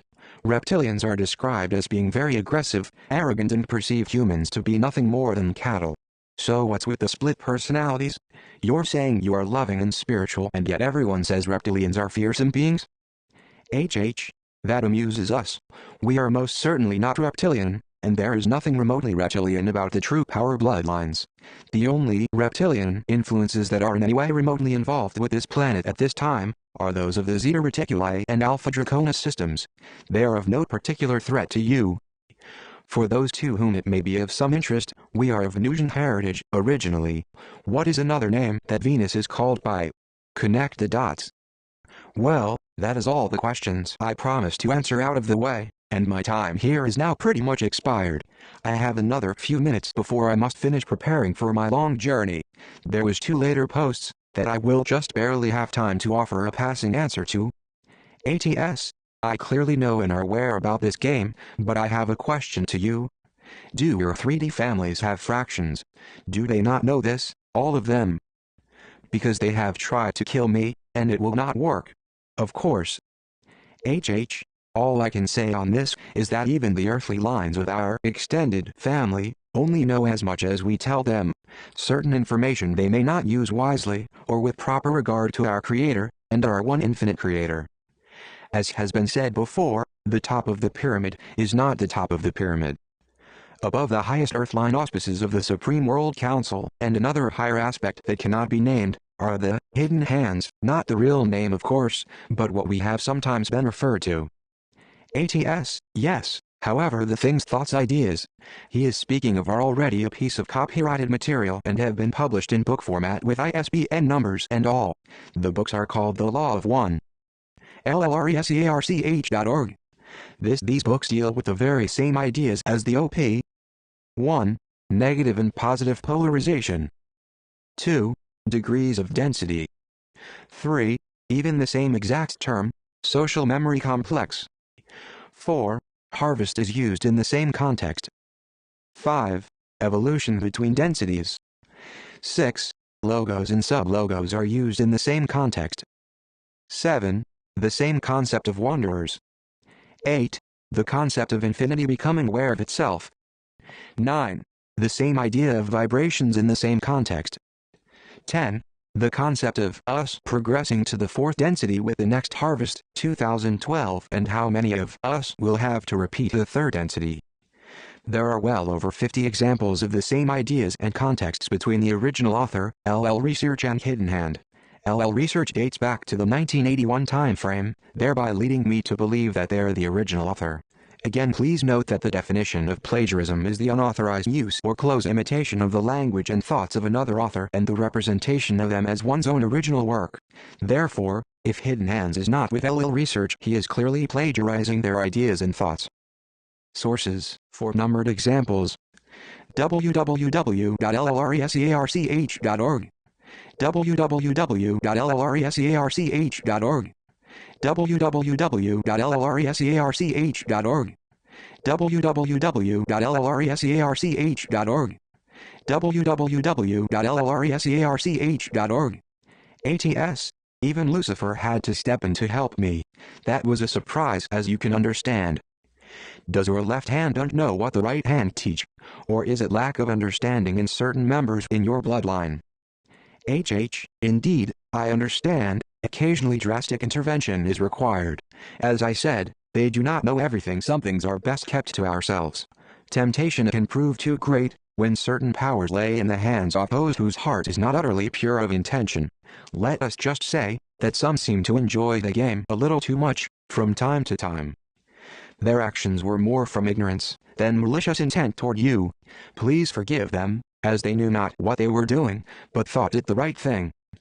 Okay, I've just finished reading the last few pages of questions. I stated now on a few occasions that I have no time left to answer, but I was asked earlier a question that I said I'd finish with, namely that of, if there was a question you had not yet been asked yet, would you consider this it being asked, or words to that effect? So there's one other question from the last pages that I will use in that vein. This will really have to be it though. I am truly sorry I cannot reply to the many other heartfelt responses that sadly must remain unanswered. We must be leaving for an important task in Rome, and already I have others here with me imploring me, will you please just shut down that flipping computer and get your things together. They are laughing at how involved I have become in this task of mine. My father is teasing that I should begin at early 6th density again to balance my compassion. Anyway, I must finish. ATS. This has been very informative, and has cleared up much for me. Thanks once again, Hidden Hand. My take on this is much different even from what it was the last time I posted in this thread. So, hopefully these questions will be a little more relevant. 1. I am curious as to how the bloodline family structure works. You said there are people who are part of your extended family that we may know of. So are these the Rockefeller, Rothschild, Bush, House of Windsor, etc., typically known in conspiracy circles as the New World Order? How close is your interaction with your extended family, and are they as spiritually enlightened as you seem to be? Can you just kind of give us an outline of how the family is structured, how much each level knows in relation to the top, etc.? Because there are a lot of theories and know-it-alls out there, and it would be nice to get it straight once and for all. Be as detailed as you feel is appropriate. Okay, and this will have to be a really brief overview, as my time is up. Starting at the bottom level, you have what we call local cell groups or family clusters. There will be anything from say 5 to 30 or so of these, depending upon the size of the town or city in question. Each local area has its own council, comprised of local leaders representing the 6 disciplines of learning. There is also either a high priest or high priestess of the order, who serves their local community. Above this, you have the regional council, with the leader of each local council representing their specific areas. Then the national council, in the same vein, with the leaders of the regional councils sitting to represent their regions. Then you have the Supreme World Council above them all, with the national leaders representing their countries. Above this, is another group I cannot mention, who liaise with the hidden hands. Then above this, there are many other levels of leadership, purely from the power lines, the ones that are not of this planet. The Supreme World Council only know as much as is handed down to them from us. In our power lines, we have a similar structure, with local and regional groups etc., though most of us are living in entirely different types of communities than you would understand. All I shall say is that we are not surface dwellers. ATS. Also, do people ever try to leave the family? I asked you to comment on the case of one Svali in an earlier post. I am still curious if she was one of you or your extended family, or is she just a disinfo agent? HH. I am aware of her, yes. I've not looked at her supposed revelations personally, though heard enough from others in my family. Yes, she was a part of the family, at the lower levels, from the German lines I believe. As I understand, she did reveal a lot of truth about the lower levels, but she was only regional level in the earth lines, so not that high. She certainly would not have had anything like the bigger picture. I understand that she went into detail about some of the training techniques in the lower levels, which to be fair, can be extremely harsh, though as I've said, it's all about reaching the 95% negativity, and when all is said and done, no matter how much one may have suffered in this life experience, we can never lose sight of the fact that this is a game we are all playing here together, and each incarnating soul has already chosen and agreed in advance the parts they will play in the game. And no one really suffers, except in the game, and ultimately, they have chosen these experiences beforehand, at a soul level. No one is forced to incarnate into a storyline they do not want to play and learn from. The German house is renowned for being particularly harsh and severe in its training, so much of what she shares may have happened, though my family have also said that unless her trainers were acting out of protocol, abusing their power, much of what she revealed would not have happened, or has been embellished to some degree, for whatever reason. I cannot comment myself, as I've had neither the time or inclination to examine her story. The world of my own family is very different from that of the lower earth-based bloodlines.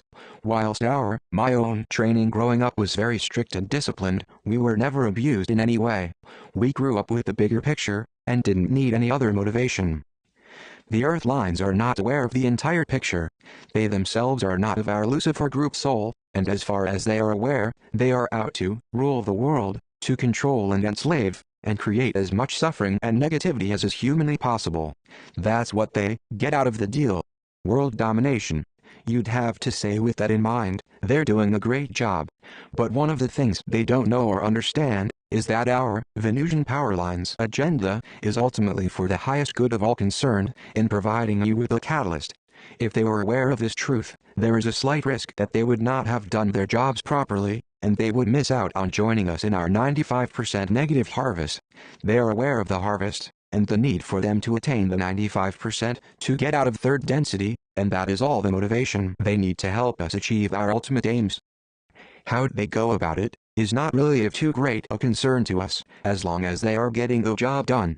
Sometimes we have to step in where something they may do or plan goes against our desires, but such instances are few and far between. And with that, I absolutely have to finish my time here with you. If I leave it any longer, I am going to be late for my journey, and I will not be very popular if I make my family late. It is a strange feeling I have now in my heart, as I write these last few lines. I never could have imagined I would have connected with you all in this way through this discourse. It was never the original intention, just to put out the information required of me. But somewhere along this journey we have taken together, I have come to feel a certain bond with you. Of course, I note that bond is our inherent unity in our one infinite creator, though, to have kind of met and connected personally with so many of you, has left me feeling somewhat saddened that our time has to come to end. But come to an end it must. I thank you sincerely for your gracious hospitality, and for allowing us to use your space here, for the furthering of our message. And remember, no matter the ideologies that may separate us in this game, the message is all that matters, and the message is, that in the love, and the light of our infinite Creator, we are all one. Brothers and sisters of the light. We wish you all the very best in what remains of your journeys here, and sincerely hope for you that you will use the catalyst we have offered you, to in some way help you to graduate with a glorious and positive great harvest. Me on the other hand, I'm going to have to go and do some really negative things now to make up for all this positivity. Kind of amusing, in an ironic way. I look forward to meeting up with so many of you when the game is over, and enjoying reminiscing about this time, and the parts we have all played in this great game. We leave you all in the love, and the light of our one infinite Creator. Namaste. Endnotes. 1. Houses is exactly what Mind Control Survivors Valley talked about in an interview with Greg Szymanski in July 2006. See my article, The Illuminati Organization Structure, according to Illuminati Programmer, Valley. 2. This link leads to a few years old article of mine, where I emphasize that the only way to win this battle is to increase your spiritual awareness. This guy's saying the same thing. Worse.